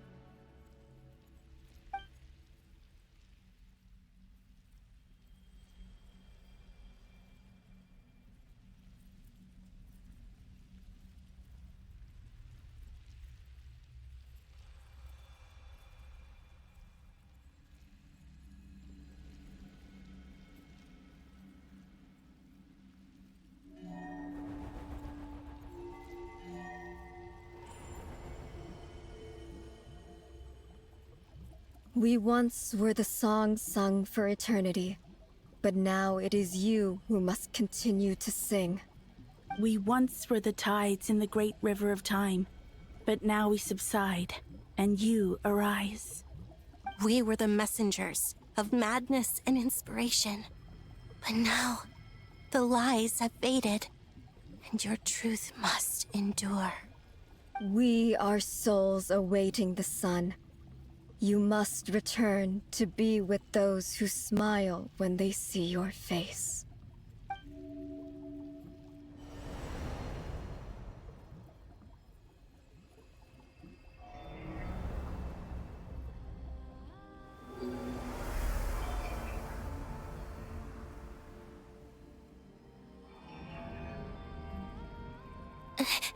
Is it done?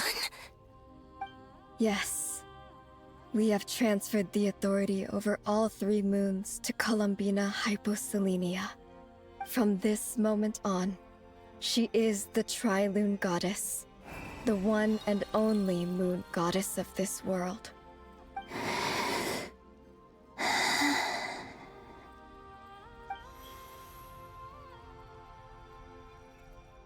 Thank you.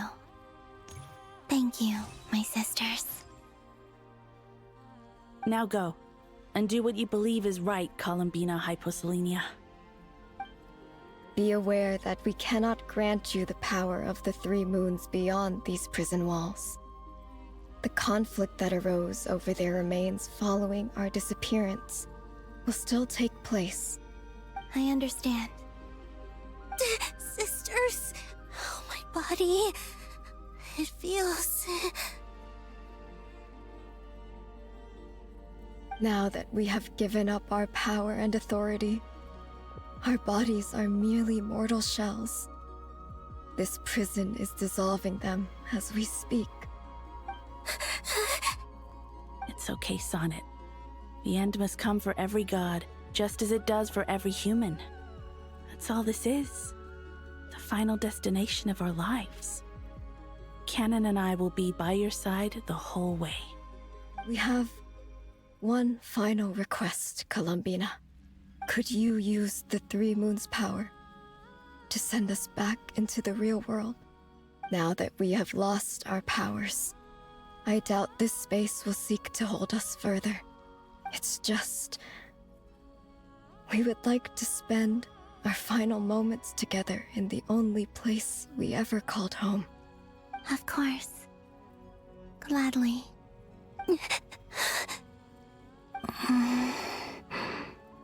Sonnet? Yes? Don't...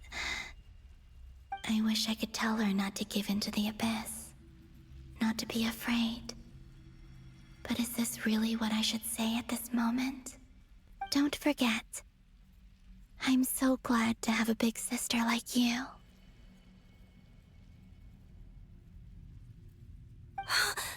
No, Hypo... Thank you. I'm okay. I'm not afraid.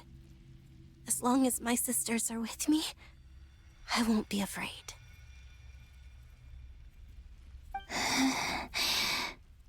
It looks like this is goodbye, sisters. Goodbye, Columbina. Take care of this world in our stead. I will.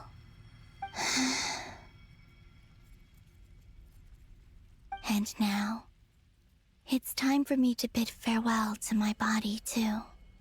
May it become the moonlight that keeps Nodcry company through the long years ahead. So this is why Nodcry was not always home to Kuvaki. It only appeared after I poured my body out upon this land, and only this land. Kuvaki responds to me because it is me, my body, answering the call of my soul. And the golden energy I've encountered on my way here was, in fact, that very soul, which I am about to leave here to guide me.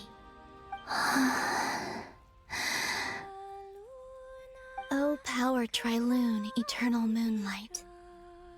I, Columbina Hyposelenia, lay aside my body. Let it be cast into the dark night to illuminate the future. May it be a companion to all who dwell beneath the moon.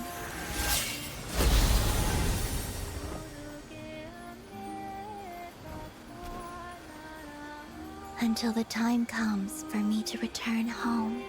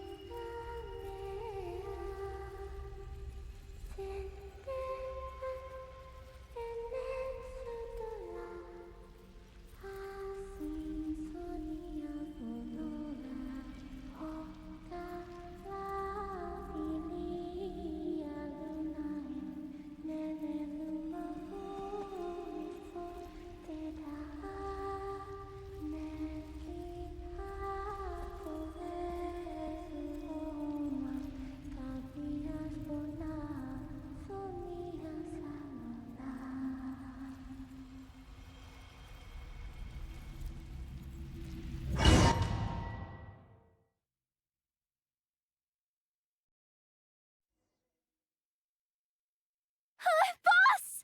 That was crazy! Were we even allowed to see that? Is anyone?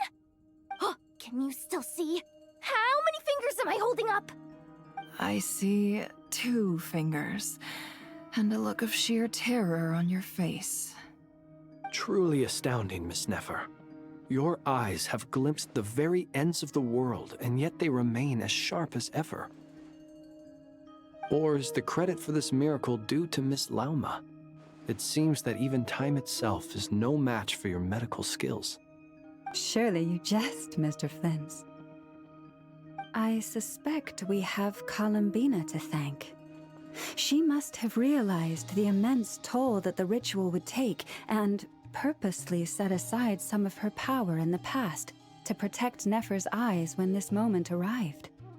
There is always a great price to pay for witnessing the truth, but it seems that this time, Columbina has shouldered that burden on our behalf. She chose the perfect method of getting a message to us. Though her eyes were always shut, she was clearly so perceptive. She knows us well. She knew exactly how we would think and what we would try. Despite being separated by time and space, we're seeing the same possibilities and seizing the same opportunities. We still don't even know if she's okay right now. But as long as there's a chance we can do something, we'll fight to make it happen. We'll get you back somehow, Columbina.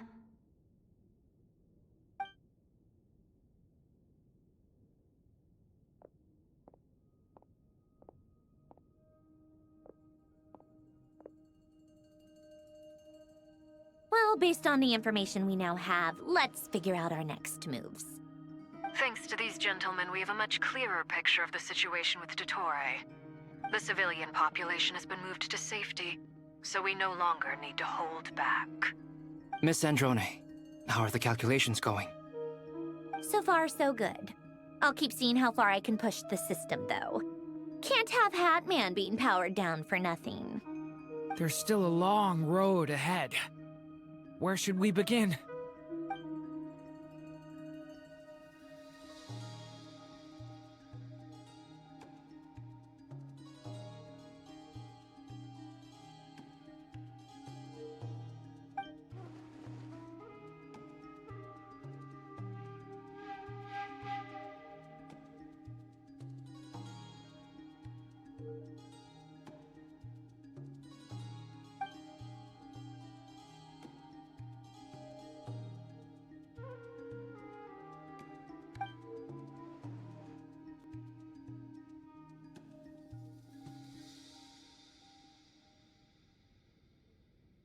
Our plan is clear.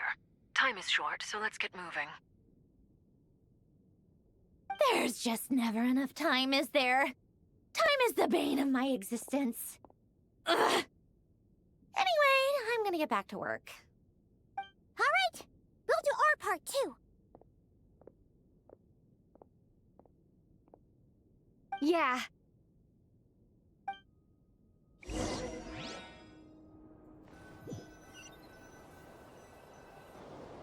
Albedo's theory says that elemental energy can dilute the Light Realm's power, but I'm no expert in building elemental defenses. Sounds like something out of the Advanced Elemental Theory section of the library. Whew.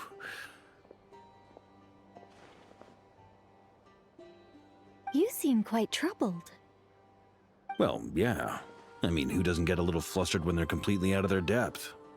You were the very picture of confidence back when you approached the Hexen Circle. Yeah, I could have been faking it through that whole meeting for all you know. Who's to say I'm not just a ball of nerves in a charming and gregarious package? Oh gosh, really? I'm so sorry, I had no idea. Well, you're all the braver for it. Still, I was much more in my comfort zone than I am here. At least in Mondstadt, you can cry for help from a cliff top and actually stand a chance of summoning Barbados himself.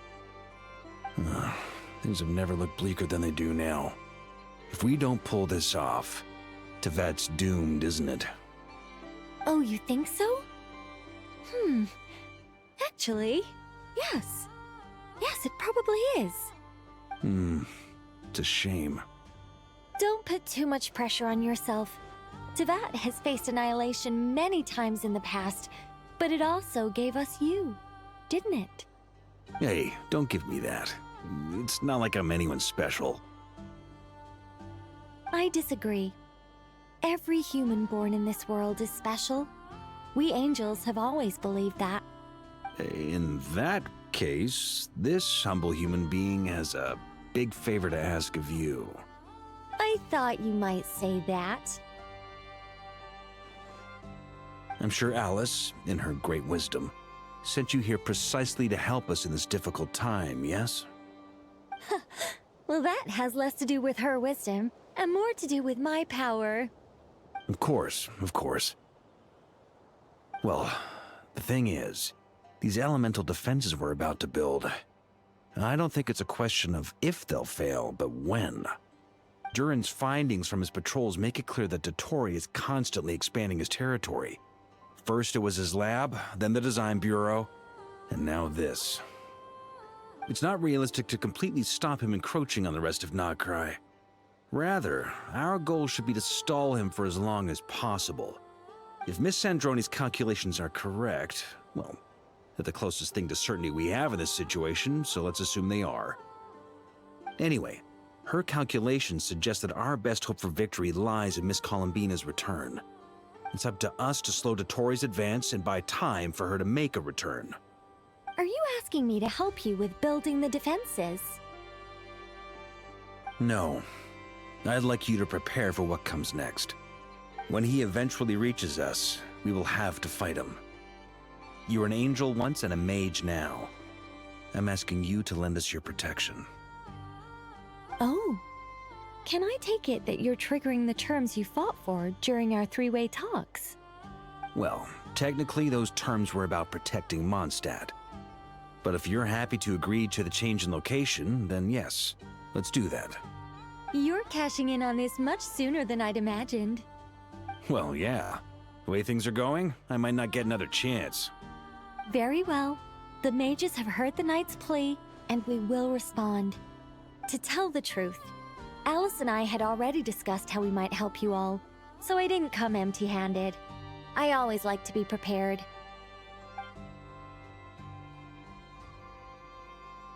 This is... wow. Yeah. This is great. Seriously, thank you.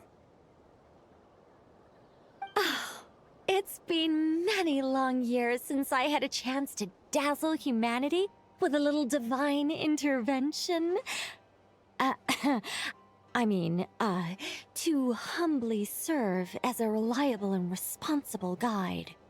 Anyway, Knight of Boreas, please accept this gift in recognition of your great virtue. Go now.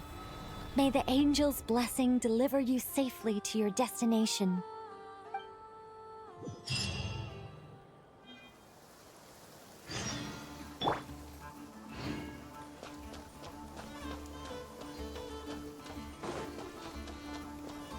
Next on the agenda...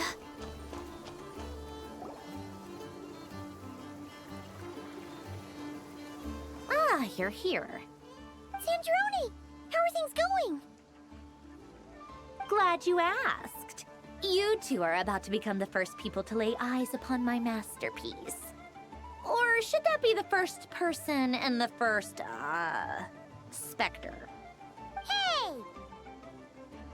Whatever. Come, feast your eyes on this. Wow! We've never seen something like this before!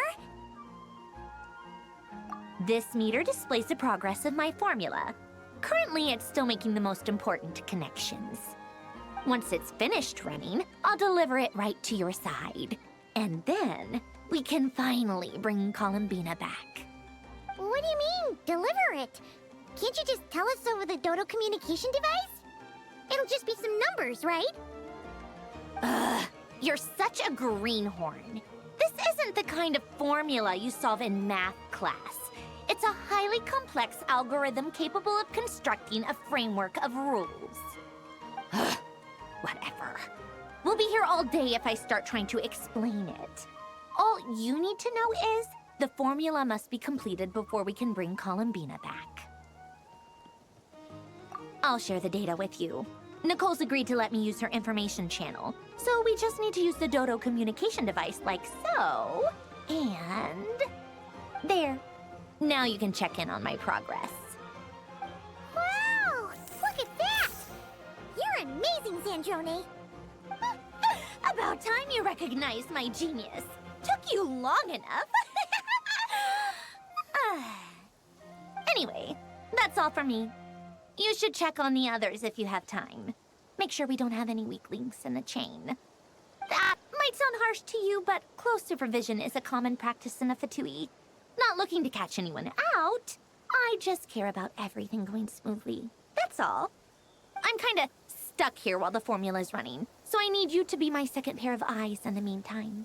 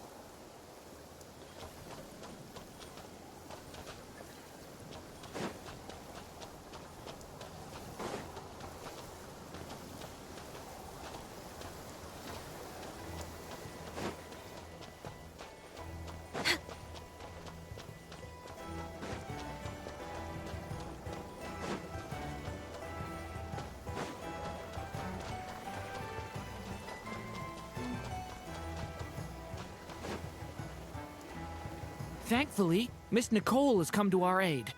Nasha Town is now looking very well defended. Golden Flame. Yes, that's Nicole's power, all right. Based on the latest message from Grandmaster Varka, it sounds like they've reached an agreement. The situation should be more stable with her assistance. Everyone will have at least some degree of protection. Albedo! Durin! Hello there, you two. Are you well rested? That's good to hear. As per the plan, Albedo and I will be in charge of Nasha Town. As Dotore's energy field expands, it's creeping ever closer in that direction. But we will do our best to hold our position. We fought side by side many times before, and always with great success. I believe this time will be no different. So don't worry about us. Focus on fighting Dotore.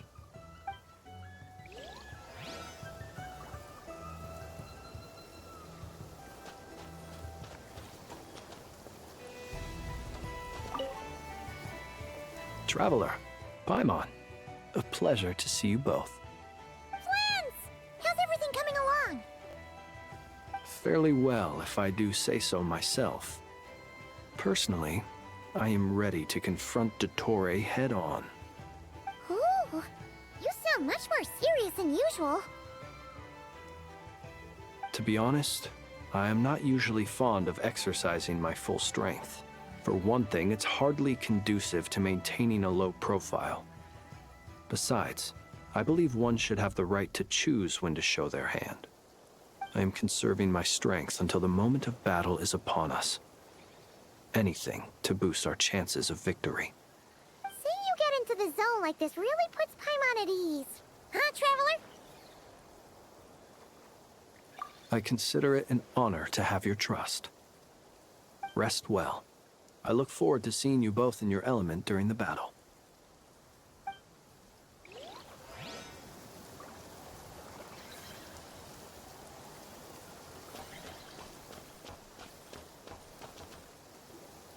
Yes, Miss Moonchanter? What are you staring at? You always address me in the strangest ways. Lady Moonchanter one minute, Miss Moonchanter the next. Yes, and? Are either of those incorrect? Not as such. It's just that I simply call you Nefer nowadays. Uh-huh. That's my name. What's your point? The point is I don't add any honorifics or titles. Meaning what? That maybe we're on friendlier terms now than we used to be. Is that how you see it? Then I thought I was the one with eye damage. Never! Wilma! Paimon, Traveler.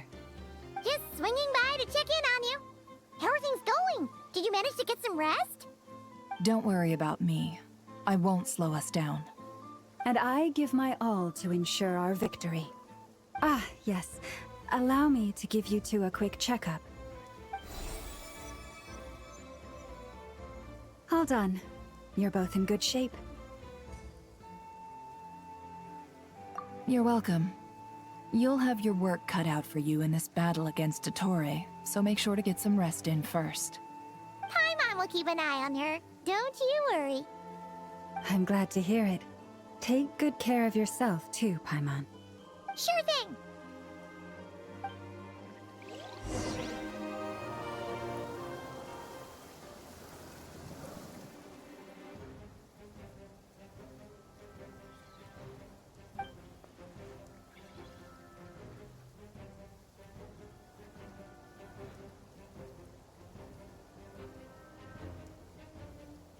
Here they come. That's quite a horde. As we expected. Get ready, everyone. Take your positions and prepare to engage. Let's begin. I'm at the ready.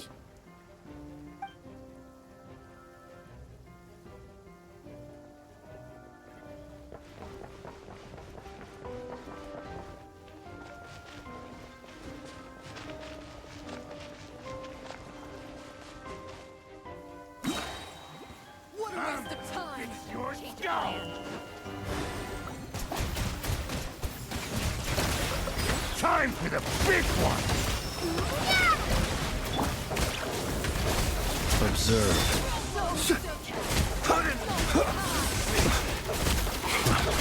Burn no more.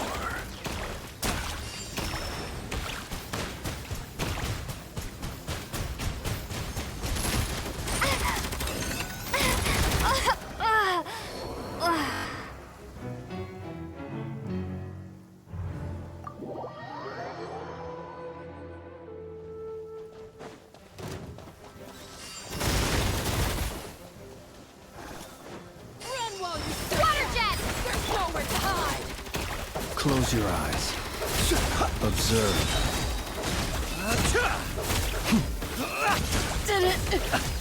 Another one? You're fine.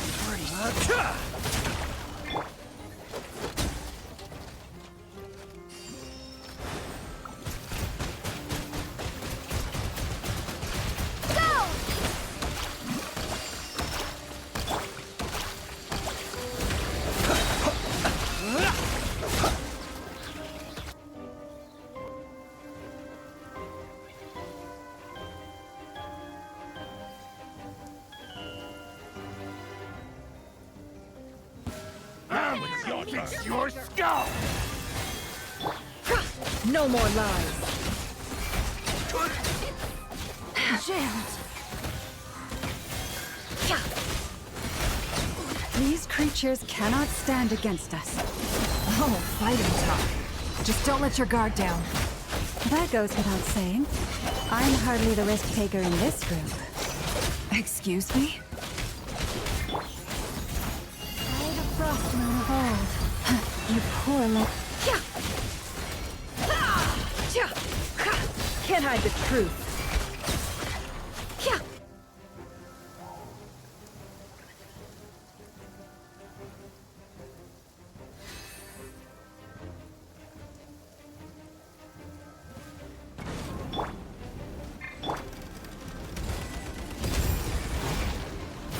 Feel this ancient power.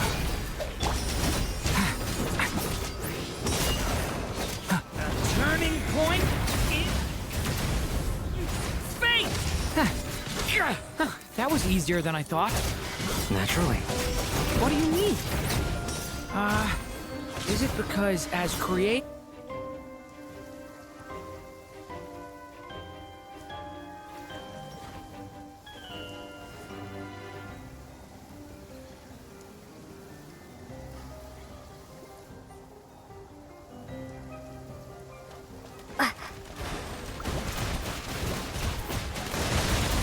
Maybe I wasn't meant for this world. Leave this place. The ebb and flow is over. The deception ends here. Close your eyes. The long sleep beckons. People have always used fire to drive away wild beasts. Wouldn't a lantern work just as well? You read my mind, my dear friend. I was just about to say that. All right then, dear friend. Bring the light!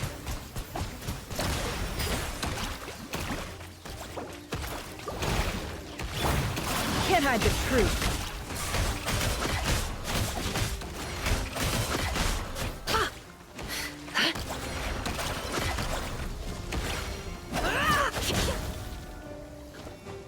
It all adds up. No more lies.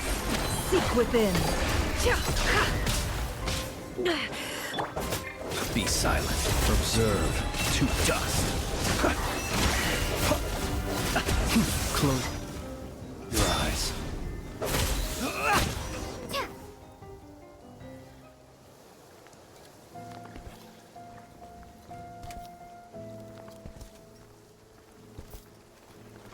You're looking well.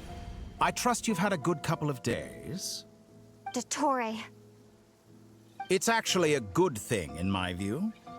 If the subjects of my experiment were to die prematurely, it would throw quite a wrench in the works. And so, I must thank you all for your resilience.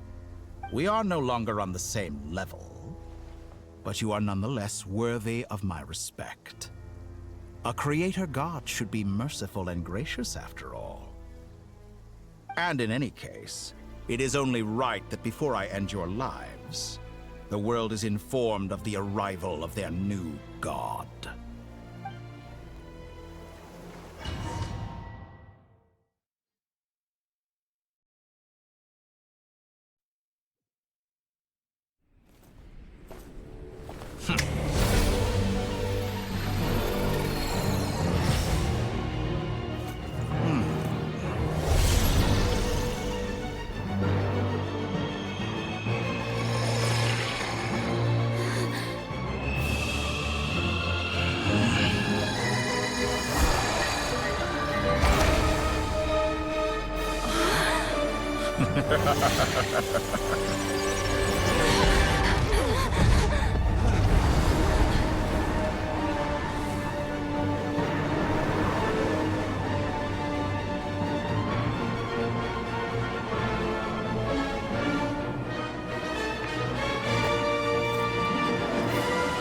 The experiment begins.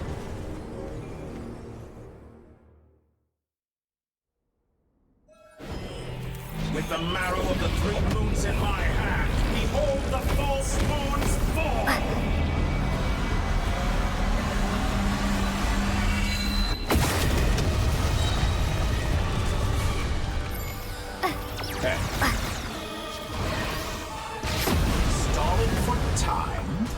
How in it be shackled?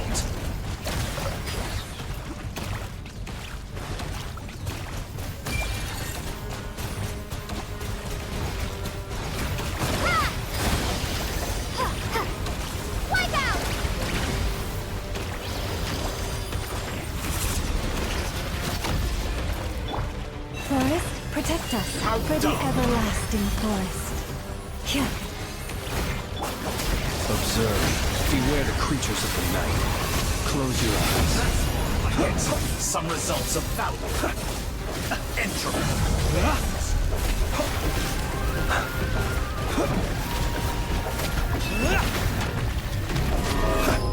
Be silent.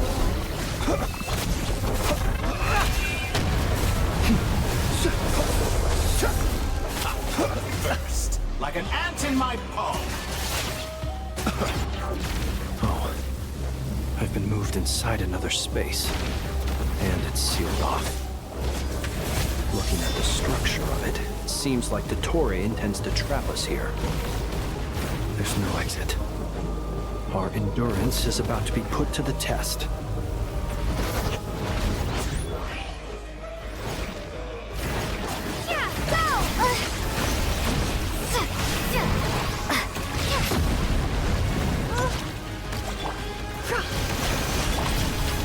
Leave this place.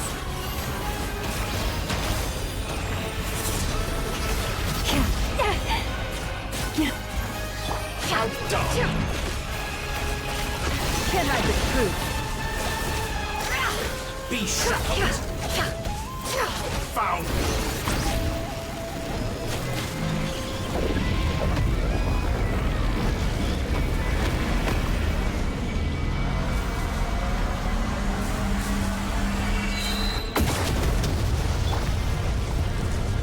Pathetic. You poor lost land. By the frostman of old. Bombs away! Enter. No more lies. The deception ends here. Can't hide the truth.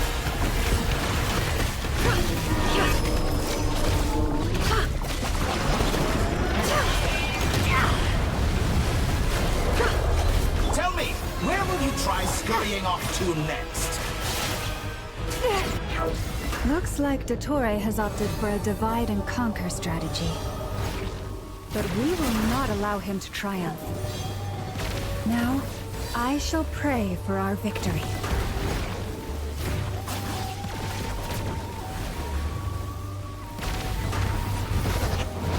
Did you honestly think that would hit me? Moon's remnants.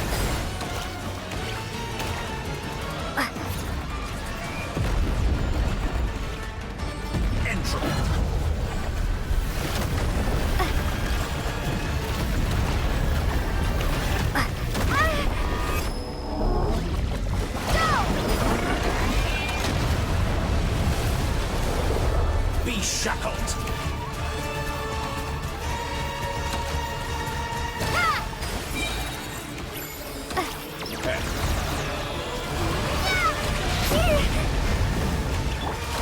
No more lies. The mystery unravels. Absurd. Let's see what you're made of.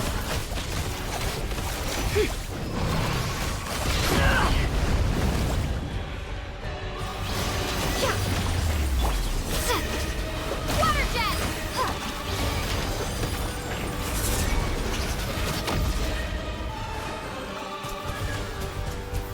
Be annihilated. That which cannot stand against me.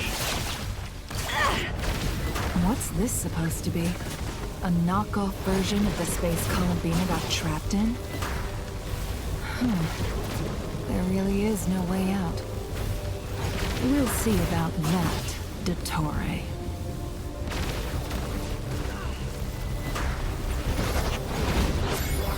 My apologies. I had not intended to take your teammates from you.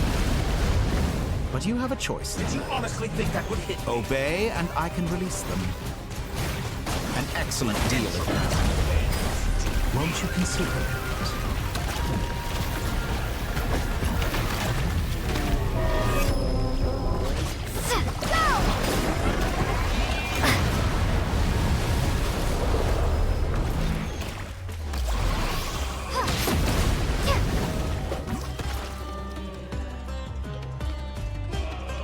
I'm aware you've been working on some little tricks to surprise me with, but it appears that none of them have come to fruition. My guess would be that you're trying to bring Columbina back. But then, where is Sandrone? Or are you trying to buy time for her? I always found their friendship to be a curious phenomenon. Two highly incongruent personalities, and yet they share a deep connection. Speaking of Columbina, I once saw her as like a younger sister. We got along quite amicably while she was with the Fatui. But then one day she suddenly decided she would refuse to take part in any further experiments. To this day, I truly don't understand what I could have done to upset her so much. It's such a pity. I could have had a sister, a family. But alas, she grew to dislike me. You're not fit to be family to her. That I can't deny. So many people, all obsessed with playing out the same tired old dramas. This world is rotten to the core. And then there's you. You had every opportunity to reach the right conclusion. The thought of killing you off like this? But I maintain that I approached you in good faith, so I will offer you another chance. Will you work with me? You have until I count to 10 to make your choice. 1, 2, 3. Not in a million years.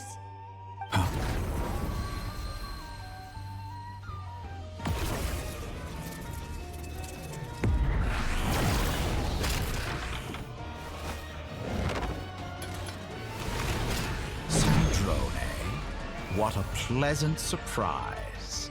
I didn't think you'd join us all the way up here. You're as sick and twisted as ever. Don't fool yourself into thinking anyone's grateful for the chances you're offering them. Sandrone, the formula hasn't finished running yet.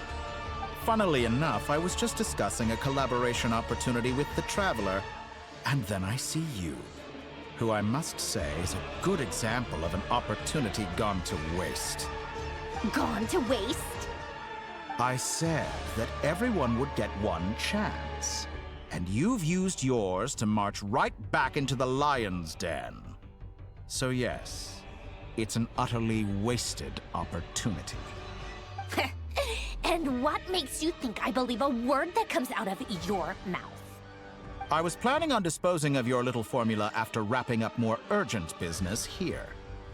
But since you've taken the trouble of serving it to me on a silver platter, I can simply bring it forward in the schedule.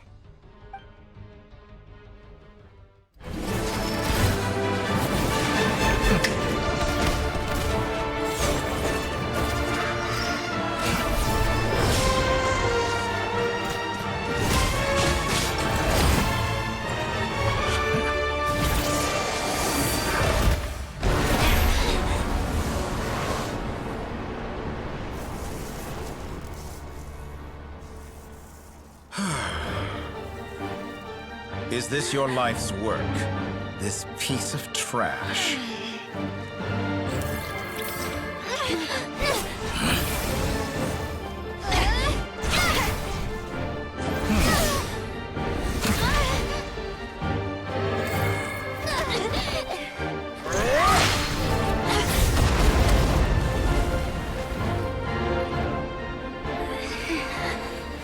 Your formula runs too slowly, Sandrone. You put your hope for success on others instead of fighting dirty. That is why you have failed. Now, whom should I slay first? Any volunteers?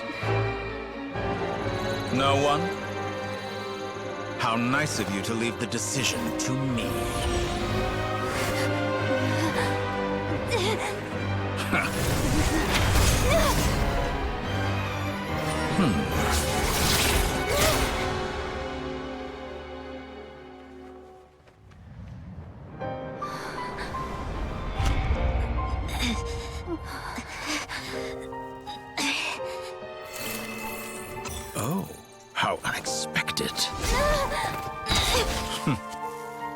Sandrone, any last words for me, comrade?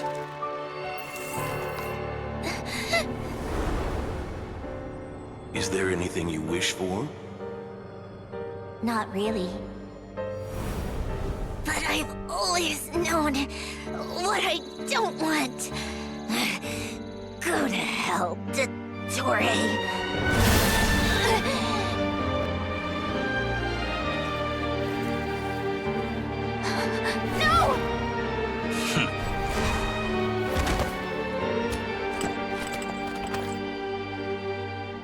And now, you have failed.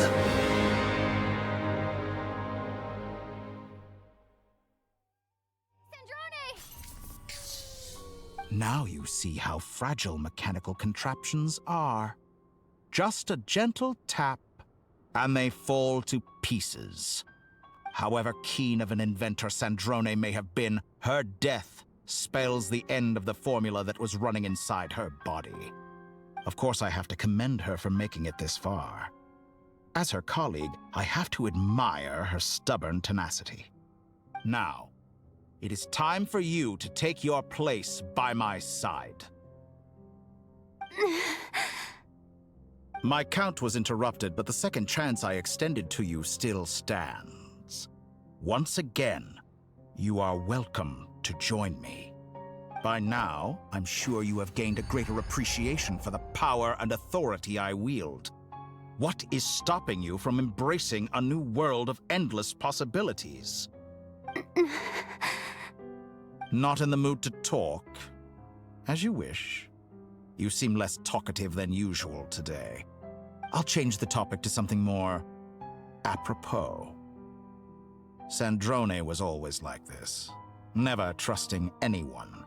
Always so reluctant to share her research with them. Objectively speaking, she had her strengths. It is remarkable how she extracted and even optimized the world formula from so much data. But her inability to trust was her undoing. Had she allowed someone else to monitor or run the formula for her, you might still have a chance at victory even now. But regrettably, she was a stubborn fool. As much as it pains me, she had to go. Dottore. Maybe this is news to you, but people can change. Columbina surprised you when she escaped, and I think Sandrone would surprise you too. Change? You can twist the truth however you want, but I see it clear as day. You're the one who can't trust other people. Is that how you see me? By this point, what can you hope to do about it?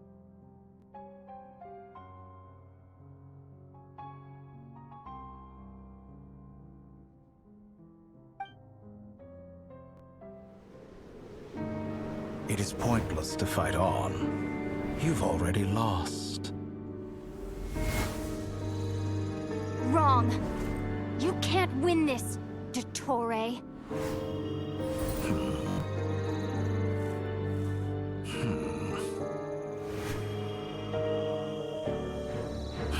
What?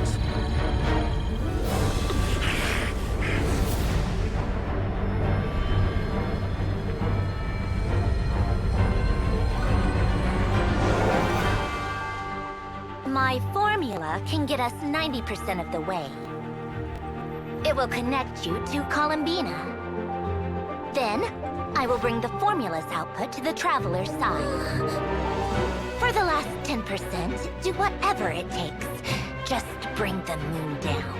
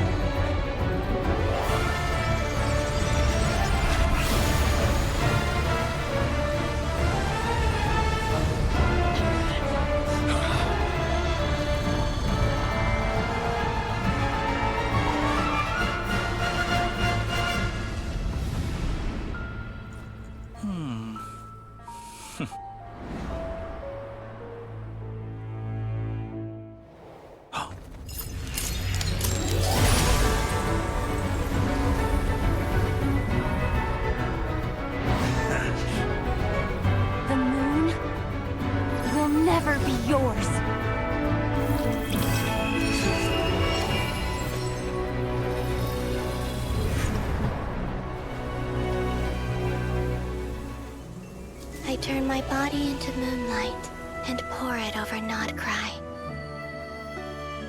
My soul, I leave here to inform my future friends. Lastly, I will hide the Trilune Authority within the Frost Moon. And when my body, soul, and authority are reunited, finally...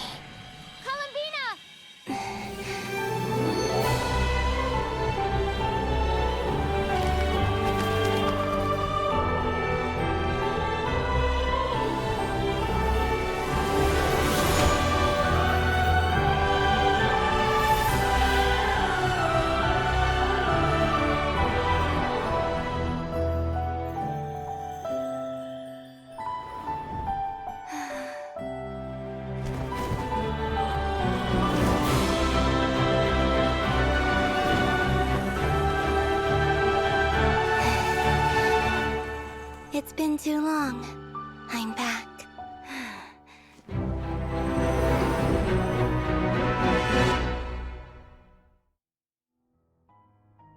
Stay focused on the battle, Traveler. What a touching reunion. Though I personally find myself repulsed by the sight of weaklings huddled together for war. Now, quite finished patting yourselves on the back. Show me how long you can struggle before you drown. Watch out, Columbina! He can manipulate space itself! I know. Wait for the right moment. We'll strike together.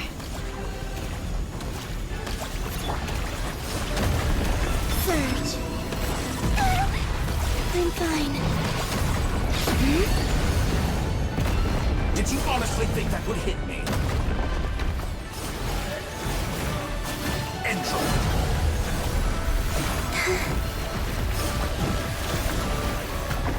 Wait.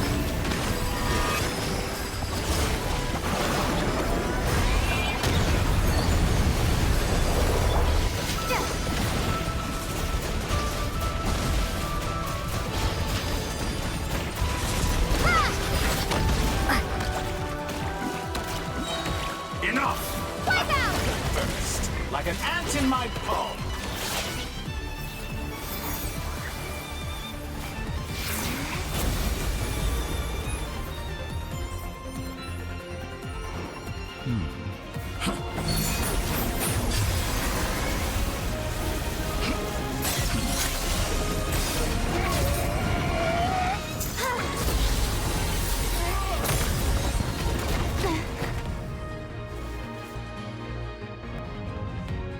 I grant you the new moon's blessing. The new moon shines upon you.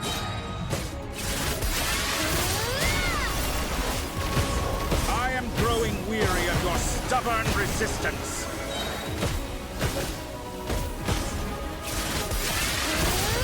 It's over, Dottore!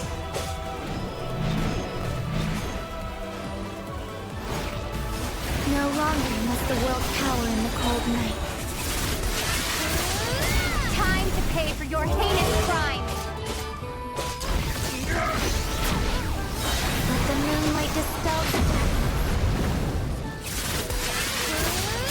Our future is not yours to command! So you must swallow. everlasting as the moon.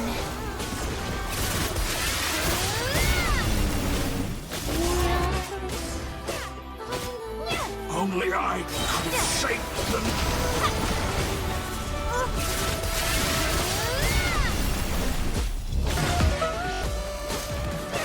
Only I could have shaped the new world. Only I.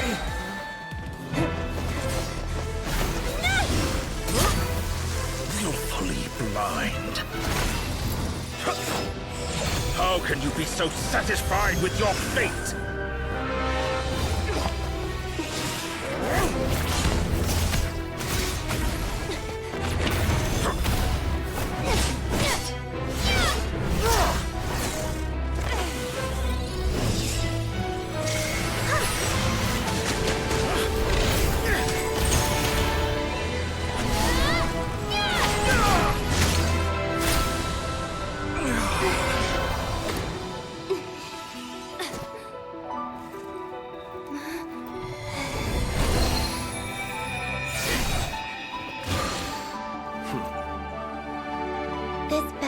is never about fate. It's about friends, family, and the home you stole from them. So dull. Only the weak rely on each other for comfort. You shall see. Once I transcend fate, you will be nothing but fodder for my grand experiment! That will never happen.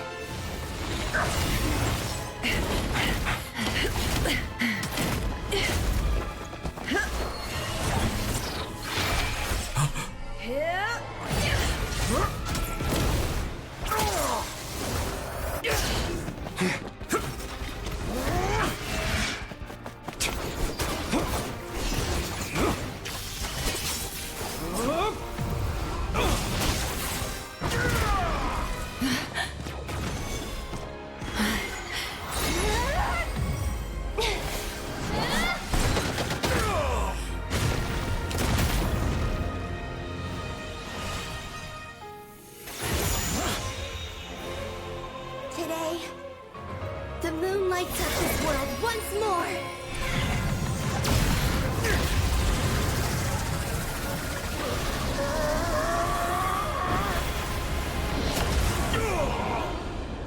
This loathsome world.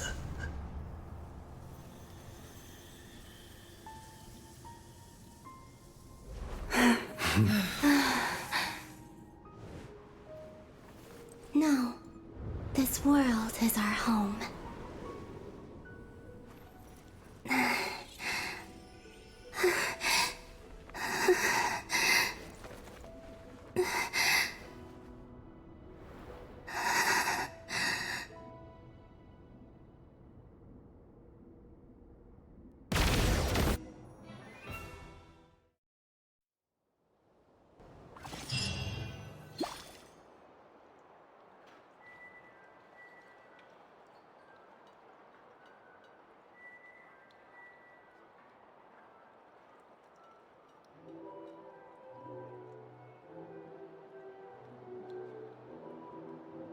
No, you're doing it wrong.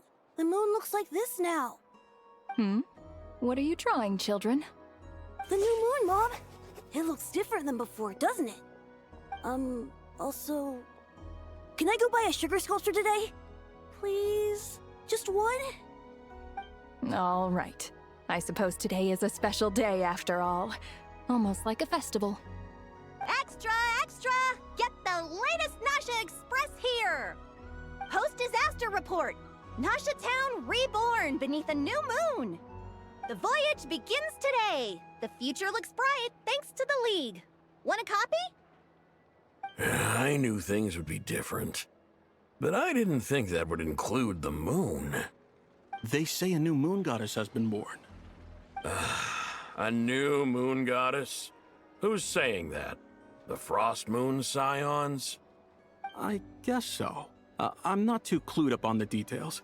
As far as I'm concerned, the moon's still in the sky and it's business as usual. Hey, since we've come all this way, shall we grab ourselves a free meal while we're here? Are you a convert now? Or are you just here for the free lunch? Oh, come on. What does it matter? After everything we've all just been through? That smells good. All right, that's it. I'm hungry. Time to eat. Come on! We gotta get there early, or there won't be any good spots left! Shh, keep it down. This is a residential area. What if people are still sleeping?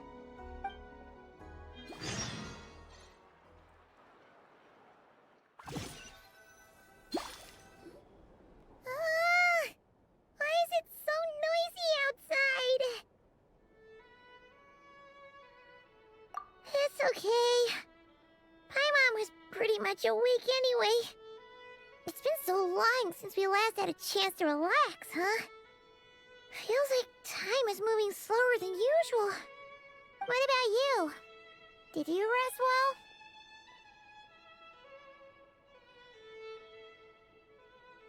Still winding down from everything that's happened? Or are you wondering how our friends are doing? Or is it about what Dotori said to you? Okay, if you say so. But don't push yourself, alright? Let Paimon know if you need to talk. What we just went through was a lot. It's totally normal if you need some time to get back in your groove. Luanatar disappeared after Columbina came back. Apparently, she was part of Columbina's soul or something. Still, Paimon kind of misses Luanatar somehow. But anyway, you did great. So did Paimon. We all worked our butts off to contain this disaster, and in the end, we made it. So, chin up, Traveler. You should be proud of yourself.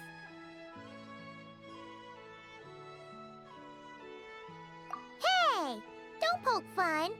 You should be glad that Paimon's growing as a person.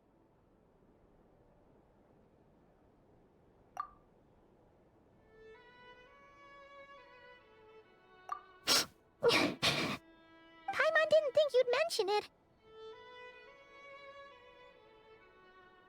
You have no idea how anxious Paimon was. She was worried sick about you.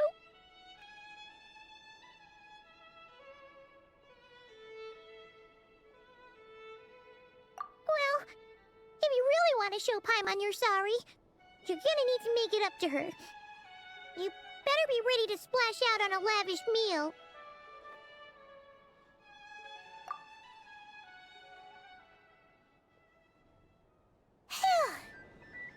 Okay. Paimon's full now. Huh? Oh, well... Hey there, Traveler and Paimon! Good morning! Morning, Yehuda! Here for some breakfast? Oh, I've already eaten. Just need some water. I was mostly worried you might forget what day it was today. So, I came over to remind you. Careful there, Paimon. Too much food will make you drowsy.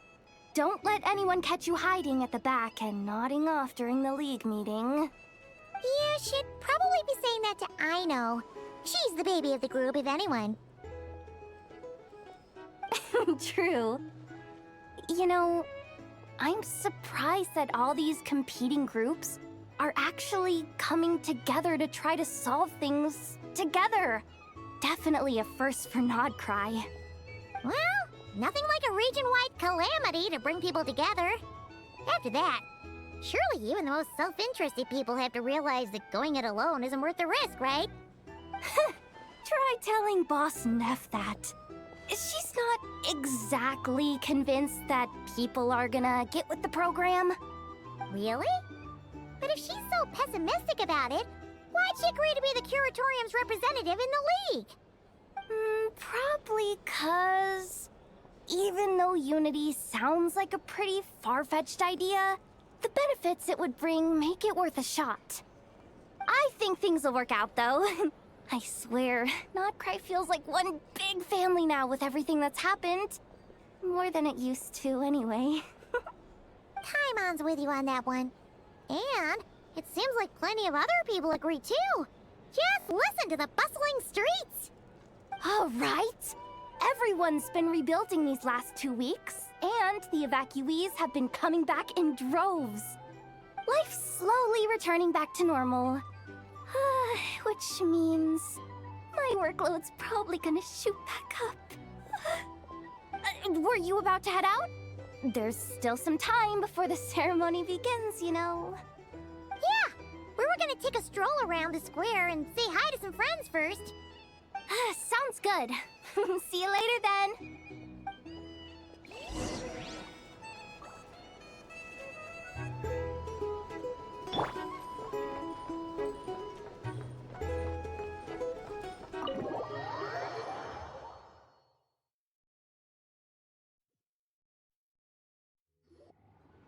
Please accept today's boon. Have a nice day. Are Paimon's eyes deceiving her? Or is that Inefa handing out food for the Frost Moon Scions? Hello there. Would you like a feast of the moon, along with some snacks of the day? So, what's new, Inefa? It was only a few days ago when we last saw you, but It looks like you've joined the Frost Moon Scions in that time. And I know too. What are you talking about, Paimon? We're just here to help. Duh. In the wake of the disaster, it's all hands on deck. We responded to Lama's request for support. At times like these, the smallest good deed can inspire others and help them through the hard days ahead. And we're using eggs and heating tubes to make that a reality. In true Kromkake Craft Shop style! Enough! Did you hear that? The Traveler said I did good. The Traveler! That's because it's true, I know. Proposal. If you can resist eating today's dessert, I will provide you with compliments too. No way! Well, that proposal got shot down quickly. I need something to get me through the hard times too, you know. Mom! Yes, dear. Go right ahead. Excuse me. Could I take a photo with the robot lady? She helped us get safely out of Notcry, and she helped us get back home too. She's the best. Of course she is! And since I'm the whiz kid who built her, that makes me even better than best, right? But you stole my snacks, though. Oops. Shall we move to the open space near the center? The view there is better. Thank you! Aren't you the better pick for this job, Flint's? You underestimate yourself yet again, Master Ilua. Not at all. I rarely come by Nasha Town. I don't know any of the big shots here. All in good time. Socializing is a step-by-step journey. But you're much further ahead on that road, aren't you? You're not seeing the full picture. You know the truth now. My friends do not understand my habits. There is no question about it. The Lightkeepers need a representative in the League. Someone who is upright, cares about other people, and can realize their self-worth through group action. You say it like you wouldn't make the cut. I am most flattered that you think I would. Sigh a little less, Master Ilua, and have more faith in yourself. All the Lightkeepers agree that you're a very promising young man. That is precisely why Starshina and Nikita felt safe delegating such important work to you. I'm sure we all also agree that we would sooner die of dehydration than manage to wrangle anything out of you in a discussion. My apologies. I am not in the habit of bringing water with me when I go out. Whatever. I'll take the job. By the way, who else is part of this? Oh, it's quite the who's who of Notcry. There's the Moon Chanter of the Frost Moon Scions, the boss of the Curatorium of Secrets, a representative of the Voynich Guild, and even someone from the adorable Kromkake Craft Shop. I'm sure you will find speaking with them to be a genuine pleasure. If you say so. I've never done this work before, so I'm honestly a little scared of making mistakes. But I'll do it. Not only is it our duty as Lightkeepers, but because I want to make Notcry a more welcoming place. An admirable attitude to take. The beacons are lit, Ilua. We're but one step away from breaking through the blizzard. We have the chance to band together and build our shared homeland into an Elysium. This is unprecedented for Notcry. An opportunity not to be missed. Yeah. You're right. I'll do my best. Quite a few familiar faces have arrived. Let's go, shall we?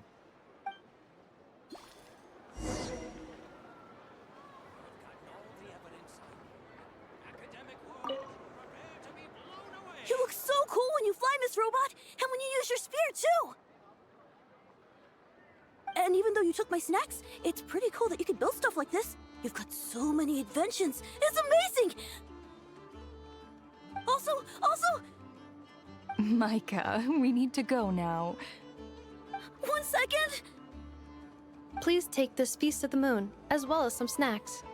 Share them with your mother and your lovely family.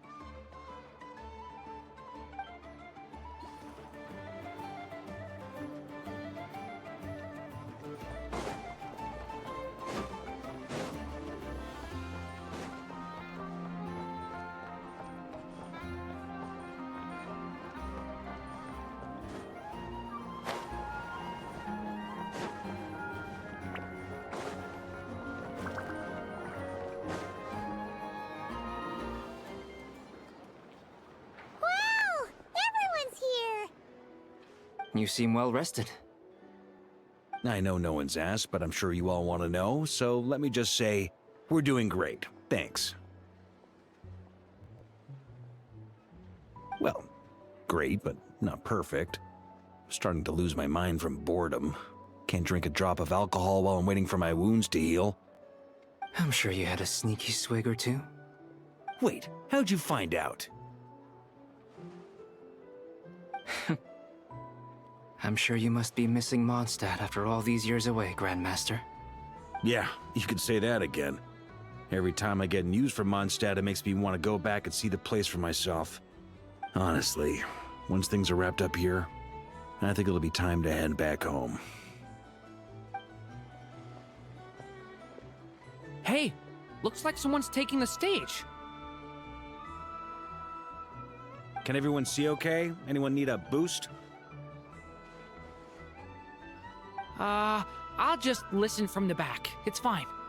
You're taking this pretty seriously, huh, Durin? Well, it's not every day that I get the chance to see how people speak in official settings. Soak it up like a sponge. I'll make sure you get a chance to practice for yourself later down the line. Actually, I know just the thing. You can debrief the Knights of Favonius for me. Mr. Varka, are you forgetting that I'm not a Knight of Favonius? I can knight you. Any particular title you'd like? Is he joking? I really can't tell. You'll have to figure this one out for yourself. It'll be a good learning experience. It is my honor to host the opening ceremony for the League, and to have this opportunity to speak to you all in my capacity as Voynich Guild representative. Could this person also have been pushed onto the big stage by the real big shots? Guess I'm not the only one then. We come here today, having weathered the trials and hardships of yesterday, and having learned from them the importance of unity and cooperation. All right, here we go. Uh-oh, looks like Aino's off in Dreamland already. Wait, Boss is looking kinda drowsy too. What's up with her? Come on, get the speech over with already. Nodcry is our home, the land we rely on for survival. And as we chart a course for the future, may we persevere through the storms ahead as we sail towards a new era of prosperity, freedom, and hope.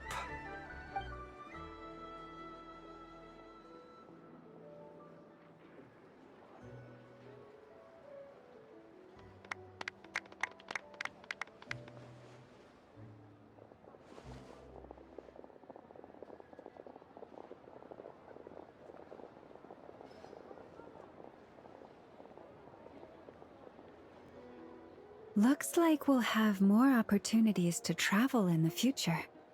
I'm sure you'll cope, Lady Moonchanter, given how fleet of foot you are. Unfortunately, I suspect I'll be too busy at the Curatorium to act as your host. We have a busy schedule, not to mention an international network of contacts to manage. That'll be all right. I'll just check your schedule with Yehoda well in advance. And if she's not available, I can simply ask Ashru. You... So giving my employees extra workload isn't enough for you? You're really going to drag my cat into this too? I thought you'd approve. Aren't you forever increasing your employees' workloads? That's a bold statement. Are all the Frostmoon Scions feeling more audacious now that your moon goddess has returned? Columbina's return has brought joy to all who care about her. That includes both you and me. As for the Frost Moon Scions, we are learning how to thrive independently, without relying on the Moon Goddess. It is up to us to make our home a more livable place. Joining the League is one of the steps we are trying towards that end. I like the word try. It's nice and non-committal. You can opt out at any time and still say you tried. You don't see a bright future for the Frost Moon Scions? Or did you mean the League? I'm just not as optimistic as you. The Frost Moon Scions should count themselves lucky that they have a leader as stubborn and enterprising as you. But Nodcry's a big place, with all kinds of people. Most of them don't enjoy answering to a leader, or even listening to reason. Well, that's where you and your methods come in. Unless the Curatorium of Secrets is only here for appearances. For now, yes. And that won't change until this venture becomes worth my while. What would make it worth your while? Getting out more than I put in. Right now, I'd barely break even, but I'll grant that it's a good start for Nodcry. Then maybe it's worth a try. All right, you can stop now. Or do I have to join the Frost Moon Scions before you'll get off my back? You'd be very welcome to join us. Hey, you two! Congrats on all your hard work! What are you chatting about? Nefer was trying to dissuade me from adding to her employees' workload. Also, she's considering joining the Frost Moon Scions. Sorry, what? Your conversations are always the most interesting. Would you two care to join me for some tea before heading to your next destination?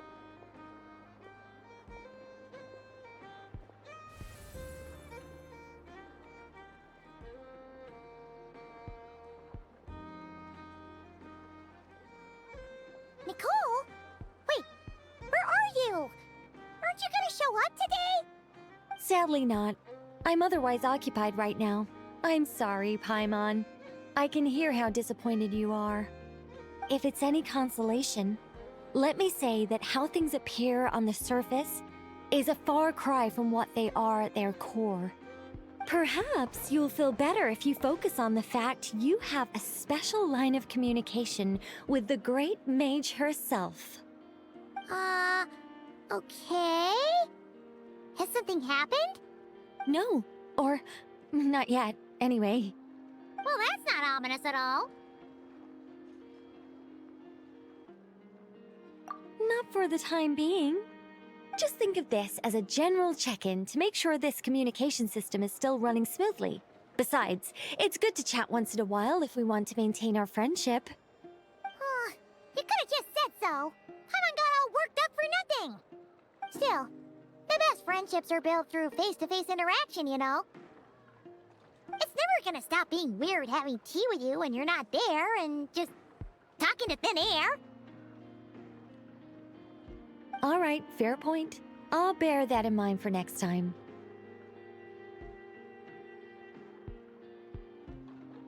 Yeah. Any update on that crisis at the world's borders? Alice just informed me that they had their work cut out for them. And now everyone's thoroughly exhausted.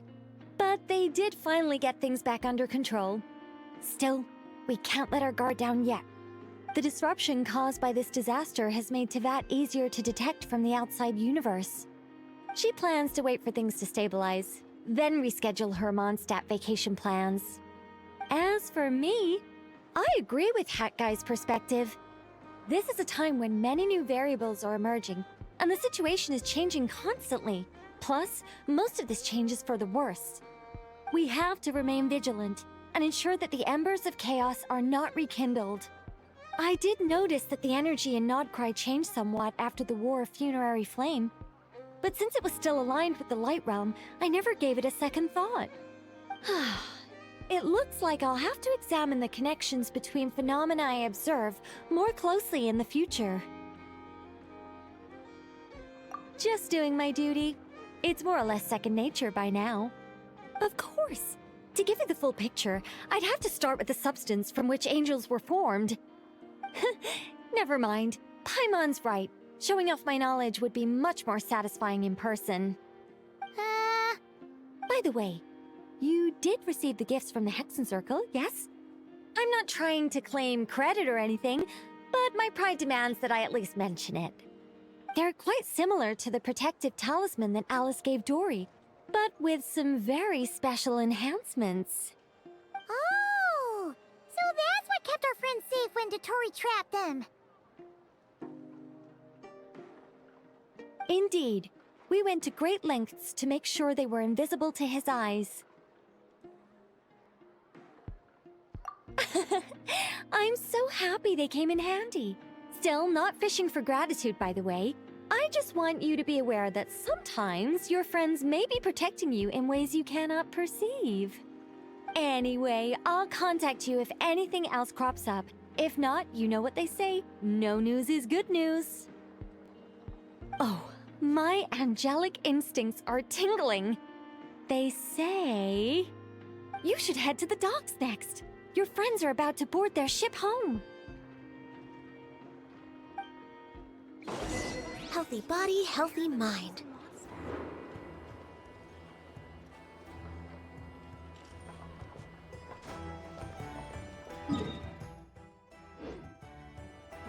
Time for a break.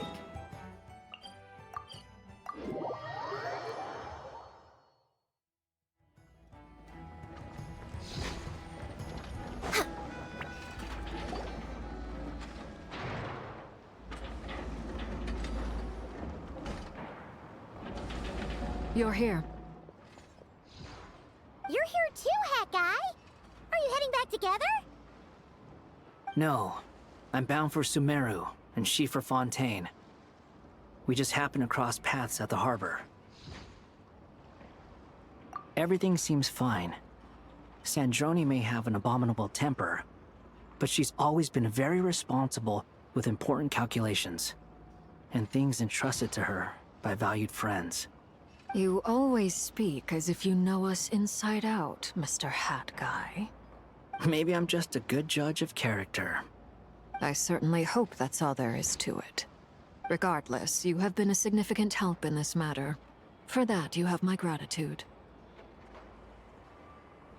I didn't do anything special. Sandrone's the one who completed a seemingly impossible formula and turned the tide of the entire battle, even giving her life in the process. She's the one we should be thanking. Even we were unaware that Sandrone had hidden the real formula inside Polonia's body. She managed to fool Dottore into thinking the formula was running in her system by installing an identical-looking decoy within her. She probably realized that she didn't have the strength to stop Dottore. But this way, she could at least get him to lower his guard. She always worked like that. Always had a backup plan. Well, that's why I'm traveling to Fontaine. She made a request of me long ago, and the time has come to fulfill it. Think of it as her will. She said that should she ever fail in a mission, she'd like me to deliver her core and Polonia's to the Fontaine Research Institute. She also mentioned that she had made arrangements for people there to set her affairs in order. Some of her personal effects, such as her notes, were left to me. I've decided to take them back to the House of the Hearth, for safekeeping primarily, but also as mementos, I suppose. However, there is one book among them that I'd like to leave in your care. I'll have someone deliver it to your residence at the flagship at a later date. No, I was specifically warned not to tell her. This is her last wish, and I will abide by it. I can only hope so, but none of us here can know for certain. I bade farewell to Columbina earlier today, As promised, she turned the iridescent moon's marrow over to me. She spent a long time with Sandrone's body, saying her goodbyes. Oh, is she alright? Sandrone's passing has left a great wound in all of our hearts. It will take time to heal, but Columbina surprised me. She offered me some words of comfort before I departed. Despite being grief-stricken herself, she showed an awareness of the feelings of others around her. She never used to act like this. Clearly, she has grown. And I suspect that we have you to thank for much of the change we are seeing in her. Huh. After these recent events, the Tsaritsa has revoked the Pale Star Edict. Snezhnaya now realizes that the arrest warrant for Columbina was just a ploy by Dottore, who coveted her powers. I shall return to Nodcry to see her as soon as I find the time. I hope that from now on, she too will explore more of the world. Columbina Hyposelenia's journey is only beginning. My ship is here. Traveler, Paimon, we shall meet again. You too, Hat Guy. What are you still bumming around for? Isn't Columbina waiting for you? I thought today was the day you'd agreed with her to go find out the truth about your sibling. You're afraid you won't like the truth when you see it. Well, this is new. I was starting to think that nothing could scare you. Don't say that! Wouldn't you be a viewer in this situation? Fair point. But I'd say I have more experience facing up to unpleasant truths than the Traveler. They say blood's thicker than water. I know how much you need your family back. More than you need any of your friends. And I'm sure that all your real friends understand that too. No matter what the truth turns out to be, they will stand by you and support you, whatever decision you make. Finding the truth is important. But more important still is what you choose to do once you've found it.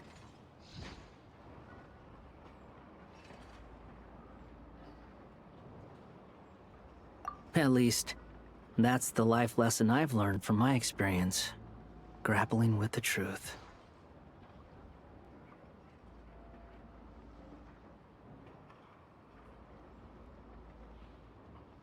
What? Now that Dottore's dead and gone? A little, I guess. But it hasn't solved everything. Maybe I regret not getting to end his life with my own hands. Or maybe it's something else. But for whatever reason, I still feel like I have a chip on my shoulder. Either way, I'm going back to Sumeru.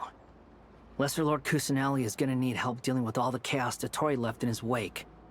Not just from this incident, but everything he did in the past, too. You should continue with your journey, as you've always done. Who knows? Maybe we'll meet again someplace else. So, what should we do now? If you want to explore a bit more to steady those nerves, Paimon's game! After all, when Columbina said she knew where your ship was hidden, Paimon promised to give you two some alone time with the truth. It hasn't been all that long since we were last apart, sure, but with Columbina there, Paimon's sure things will be just dandy. Ain't no biggie. Paimon might be all about that food and fun, but she knows how to do right by people. Paimon's sure you'd prefer to digest the news about your brother in peace. But, no matter what you see, just know you can share it with Paimon. Of course, as long as it's not super private.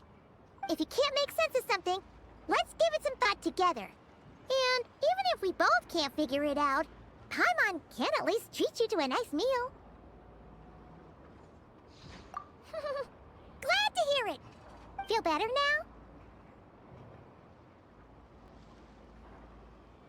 now? Alrighty.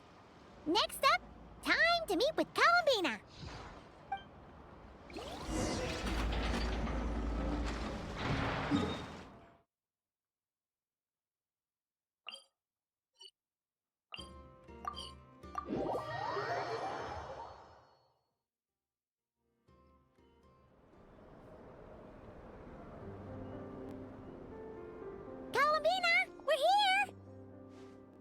can't quite believe we're meeting out here. We've gotten used to walking over to Silver Moon Hall whenever we go see you. Well, you're still welcome to go there whenever you want to see me. It's just, now that it's all over, I've decided to make some changes. Try and fit in with the Frost Moon Scions, like Lama suggested.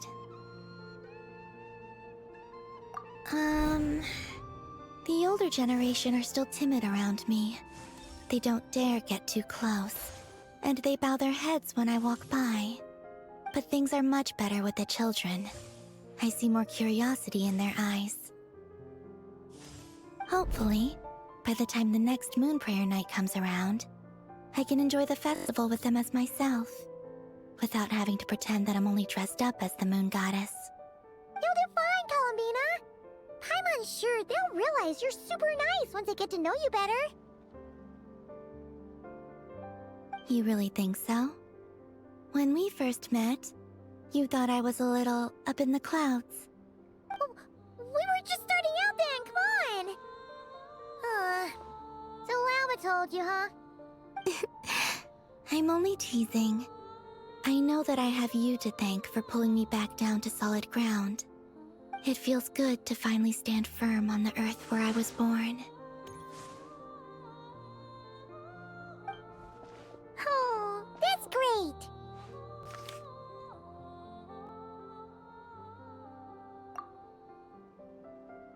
Thank you. I'll make sure not to lose it this time. Well then, are you ready? Ether, what happened to our spaceship back then? Why did you leave? It's time to learn the truth at last. I'm ready as I'll ever be. Good. Then let me open the way for you.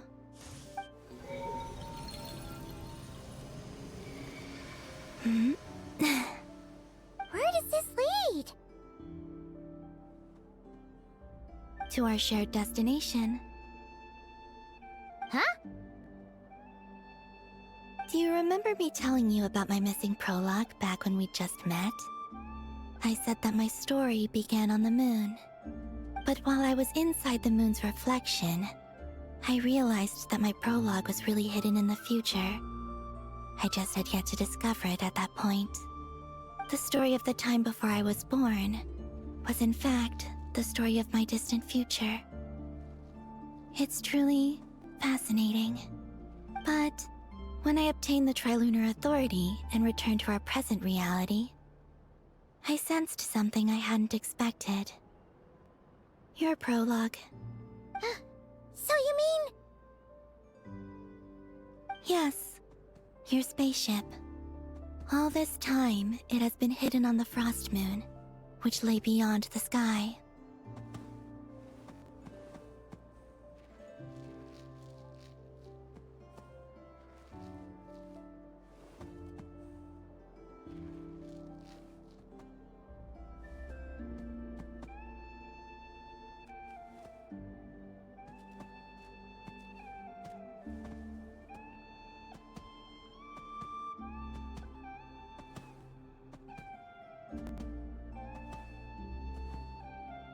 The great ruler of the firmament. The heavenly principles. Wait, them? Why would they do that? I don't know. Perhaps your ship contains something that is incompatible with Tevat. Or something that cannot be known. Oh, did I pick a bad time to say this? I know it must have been hard to work up the courage to do this. Maybe I should have waited until you were on the moon, with no chance to back out. That would have been kind of mean, you know.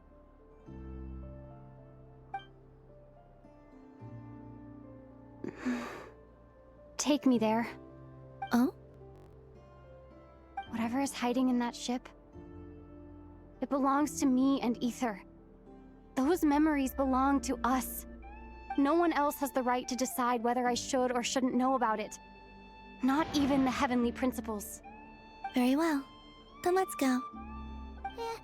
You two take care, alright? And don't forget to come back soon! Rest assured, Paimon. We will. Traveler, after you. Thinking about the story that we'll find hidden on the moon? Yes. And hoping that it has a happy ending. Stories like that don't exist, you know?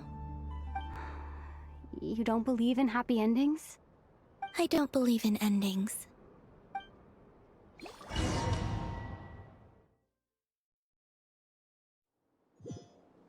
Where am I? This is the pathway I built between Teyvat and the Frost Moon.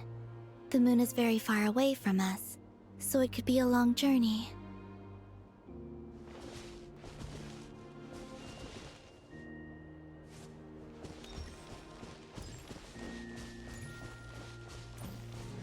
After I obtained the Trilunar Authority, I unwittingly saw past events from many of my friends' lives. One was Lauma. She was so young when they chose her to be the Moon Chanter. From then on, the Frost Moon Scions looked to her to bring messages from their goddess. But, for better or worse, I had left Hisi Island before she was ever born. It was not until much, much later that she met me. I think it's for the best. Because of the way things turned out, you had the opportunity to become friends. You're right. In that sense, I think we were both very lucky.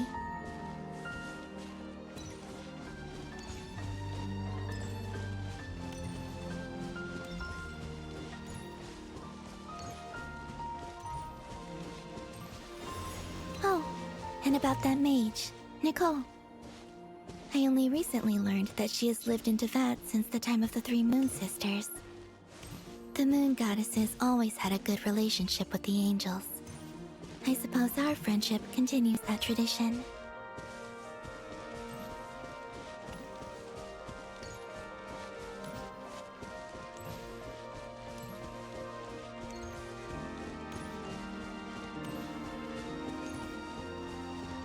And then, there's Zandrone. I never knew that much about her, beyond the fact that she was created by someone called the Lord Artificer. She, too, suffered for a long time before joining the Fatui.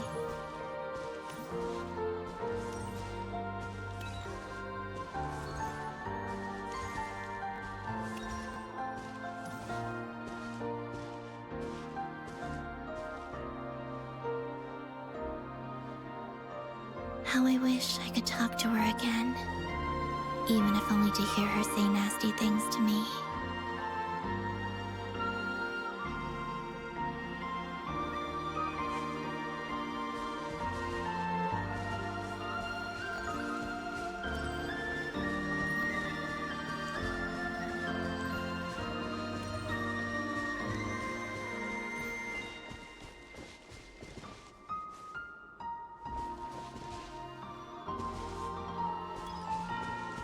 Also, I saw your sibling's story. I'm afraid I didn't see much. It seems that he rarely came to the surface, where the moonlight shines.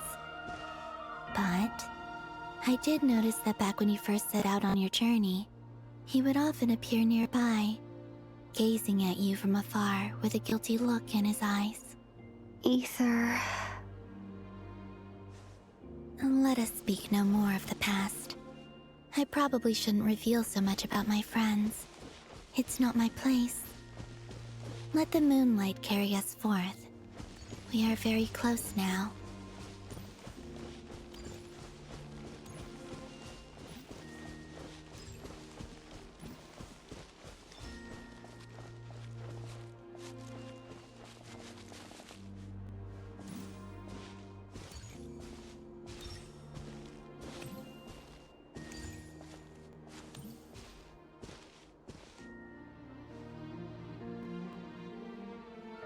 After this, I'd like to bring some Kuhenki to the moon as well.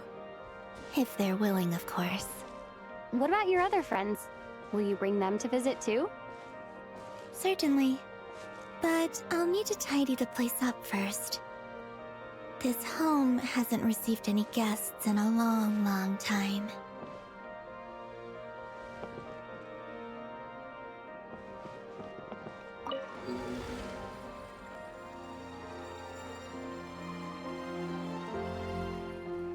I remember writing something similar with you on Moon Prayer Night. I believe it was called... Dodoko's Whirligig. Yes, that was it. You asked me if I was afraid to return to the moon, and I said that I was. The idea that I had gained something precious, only to lose it so quickly. That frightened me. But I'm not afraid anymore. Besides, this time, we're traveling together.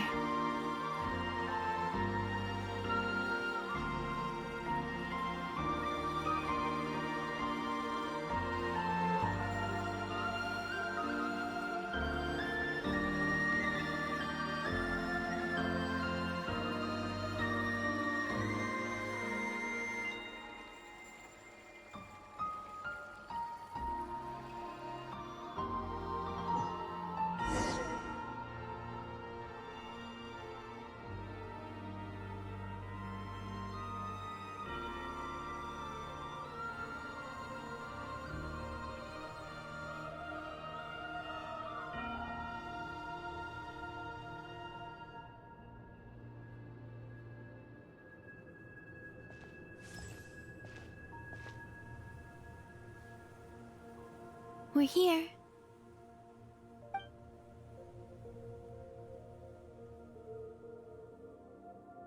Over there.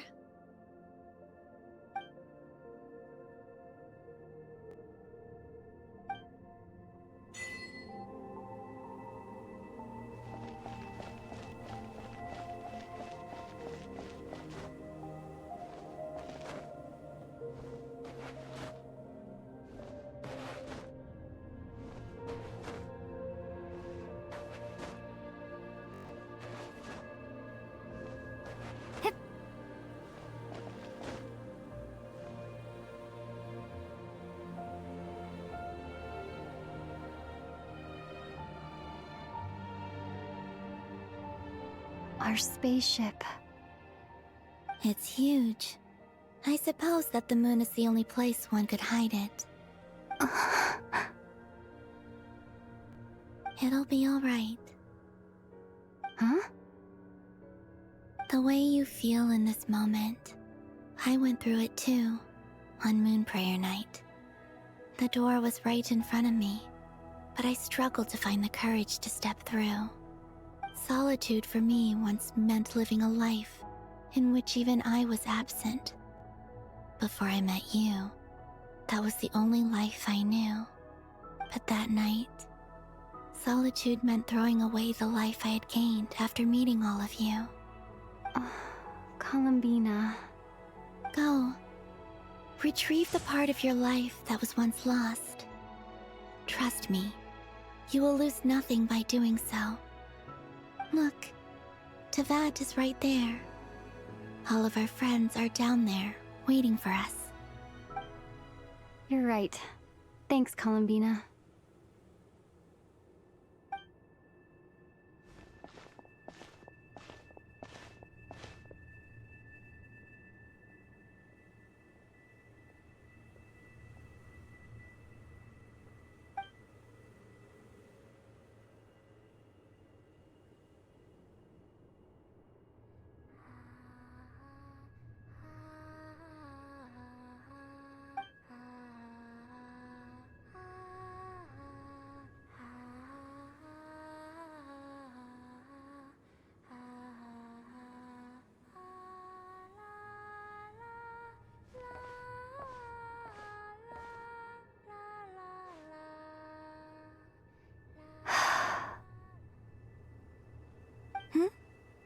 Finished?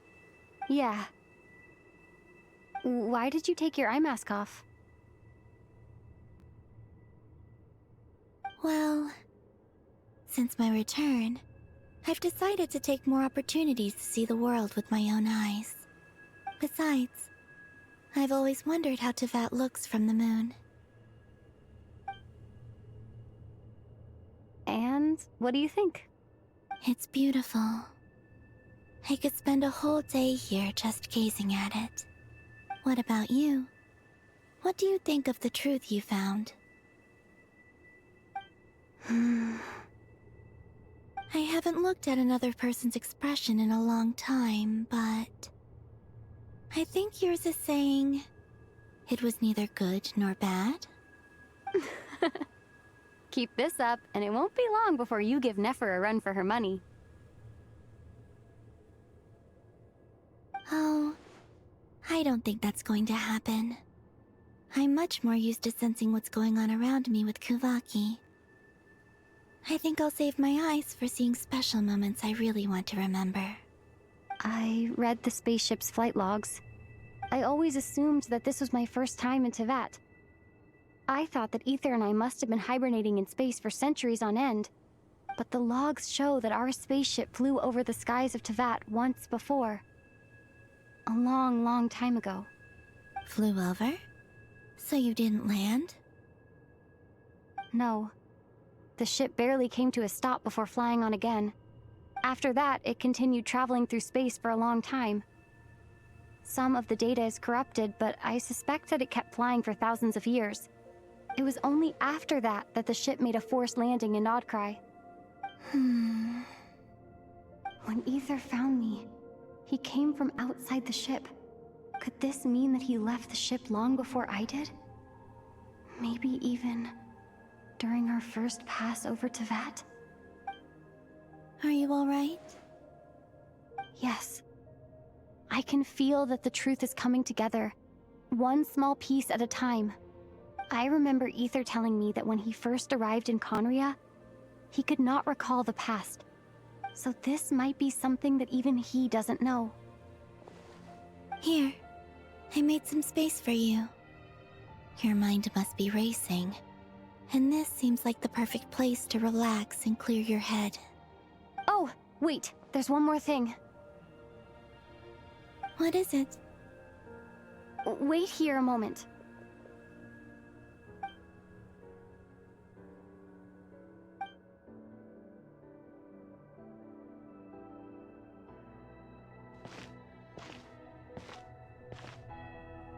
Hey, Columbina.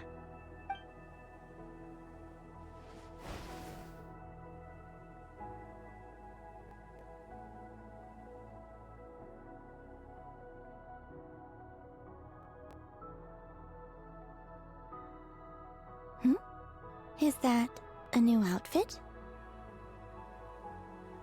An old one, technically. It's been in a cabinet inside the ship this whole time. It's a matching pair with Ether's. He's always liked this set more. Huh.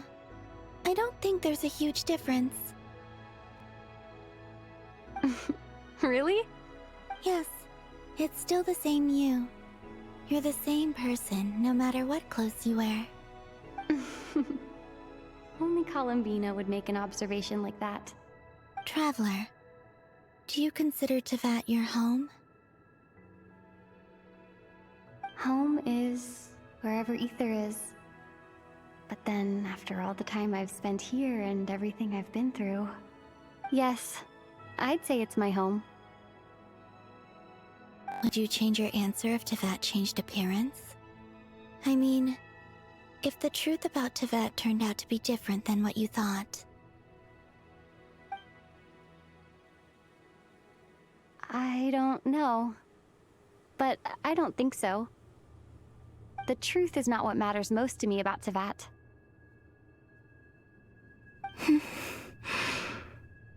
When I was first born, I longed for a home. And when you get something before you're mature enough to understand the world, you just take it at face value. I thought that a home was a transaction. You give me what I want, and I'll do the same for you. But you and your friends taught me what a true home should look like. You never asked for anything, yet you gave so generously to me. That's because your friendship matters to us. It was worth it. In the past, I thought that my birth in Nodcry must have been a mistake. But after journeying to the distant past where the story began, I realized that it was I who chose Nodcry to be my future home. Now, I am glad that I made that choice. I'm sure your friends are just as glad. In fact, I intend to make the same choice today as I did back then. What do you mean? Well, I've given the Eternal Moon's Marrow to Lauma, and the Iridescent Moon's Marrow to Arlecchino. And now, I shall return my Kuvagi to Nodcry again, that it may continue to protect my chosen home. Wait, but what about your body? Hmm? Oh, are you worried that I'll disappear again? I won't. Not this time.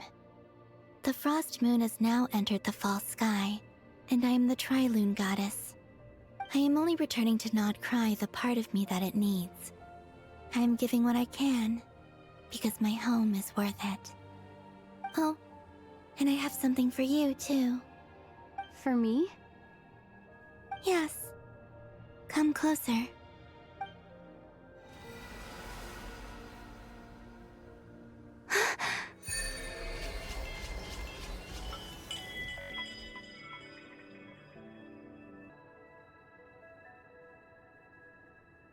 What was that? I lifted some of the restrictions this world placed on you.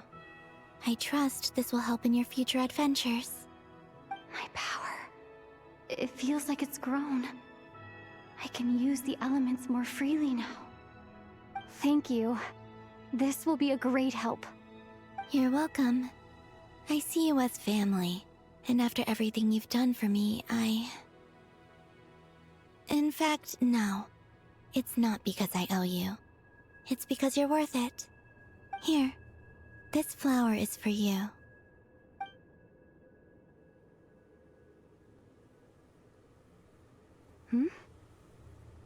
Isn't this a moon prayer blossom? Yes. Don't worry. You will never see these flowers lose their color again. I'm finally discovering the joy of giving. How I wish I'd learned this sooner. Hey, better late than never. What are you thinking about now? Why don't you take a guess? You get... one shot. I don't think I'll get it in one guess. But I'm sure it's a happy thought. That's kind of a sneaky answer. I can't say you got it wrong. Down into that, the moon seems so far away. I felt it might always lie beyond my reach.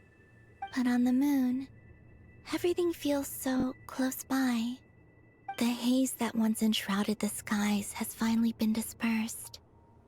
I feel like a traveler on a winter's night, starting a new chapter in my tale by the warmth of a bonfire. I don't have a lot of luggage, but I do have a lot of hope for the future. Well, what's next? Next? To start with, I want to stay here just a little longer. After that, let's return home and continue our journey.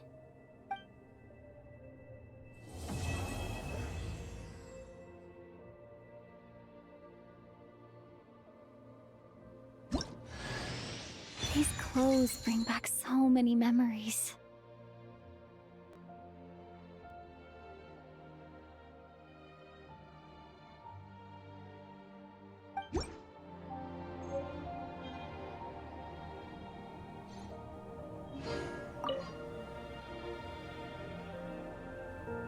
The journey goes on, for you and for me. Like I said, this is not the end. I don't believe there has to be an ending.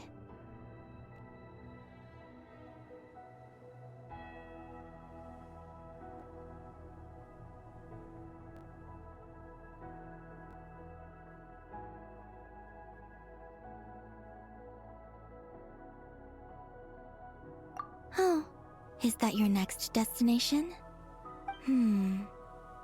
Most people would probably tell you to pack some warm clothes. But I experience things differently than most people, so I can't know how cold it is. In fact, it is home to quite a wondrous heat source. I think they call it Kreshnik's torch. Every city in Snezhnaya is built around one of those. I sensed the energy it gave off as I was passing by on a railway train. It felt grand and distant. I also recommend the Korolievsky troupe in Snezhnograd. They give performances quite regularly, and entry was free for Harbingers. I liked them a lot.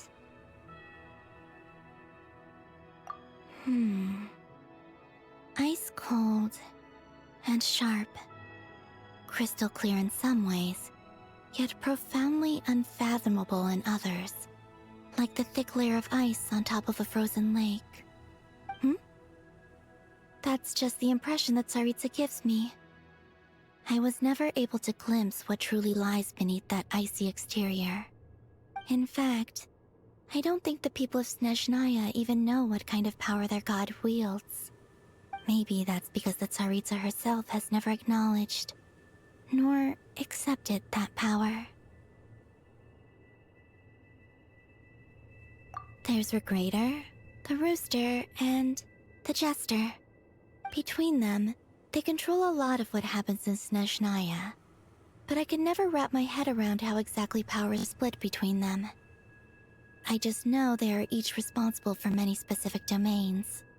I noticed that the Rooster and Regrator often appear to get along on the surface, while working against each other in secret. And theirs is not a friendly rivalry. But I wasn't particularly interested, so I tended to keep my distance. Now that I think about it, the term Mistelton often seemed to come up in connection with Project Stuja.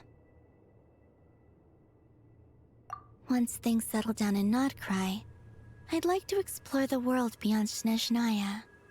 You've told me so many stories about the other places you've been to, and all the friends you've made there. I'm curious to visit those nations and see them for myself. It would also help me learn more about the journey that has made you into the person you are today. Okay.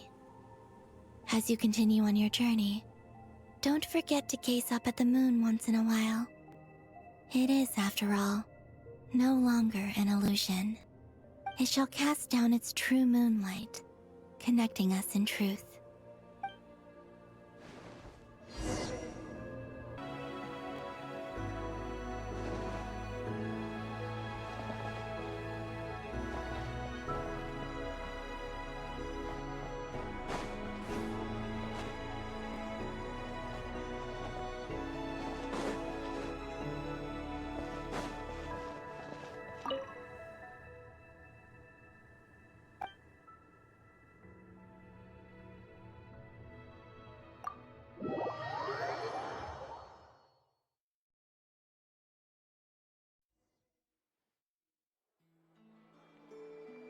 To Jean, acting Grand Master of the Knights of Favonius. This preamble is such a pain to write. It's probably high time we got rid of this acting business. I trust that Dern has updated you all on recent events. Hope we didn't worry you too much. The good news is, we managed to come together and put a stop to the Doctor's evil schemes. With that, I think it's safe to say that Notcry is finally out of the woods. As for the Fatui, not counting the Damselette, aka the Moon Goddess, who has left their organization, we found ourselves allied in this instance with both the Knave and Marionette. May she rest in peace. As ever, we find ourselves better off for making friends rather than enemies. But until we can ascertain the Tsaritsa's true intentions, the future remains uncertain. In a short while... Wait. How am I meant to surprise everyone if I tell them in the letter that I'm heading home? Well, that would be a huge waste. Okay, got it. I will begin sending the expeditionary team back home in waves. I'm sure they'll be able to answer any questions you still have. I hope they won't gloss over the details of my many heroic deeds. But if they do, I'm sure it'll be because they're just too exhausted from the long journey. I think of Mondstadt daily. Please give everyone my best regards. P.S. The honorary knight went above and beyond this time. Are there any other honors we can give her? I'll leave it with you. P.P.S.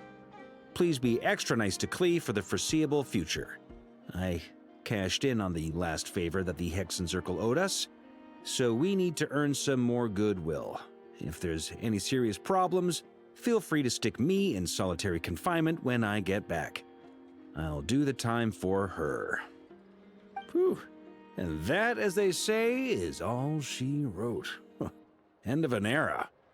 And with the moon shining down brighter than ever, I think everyone is going to sleep well tonight.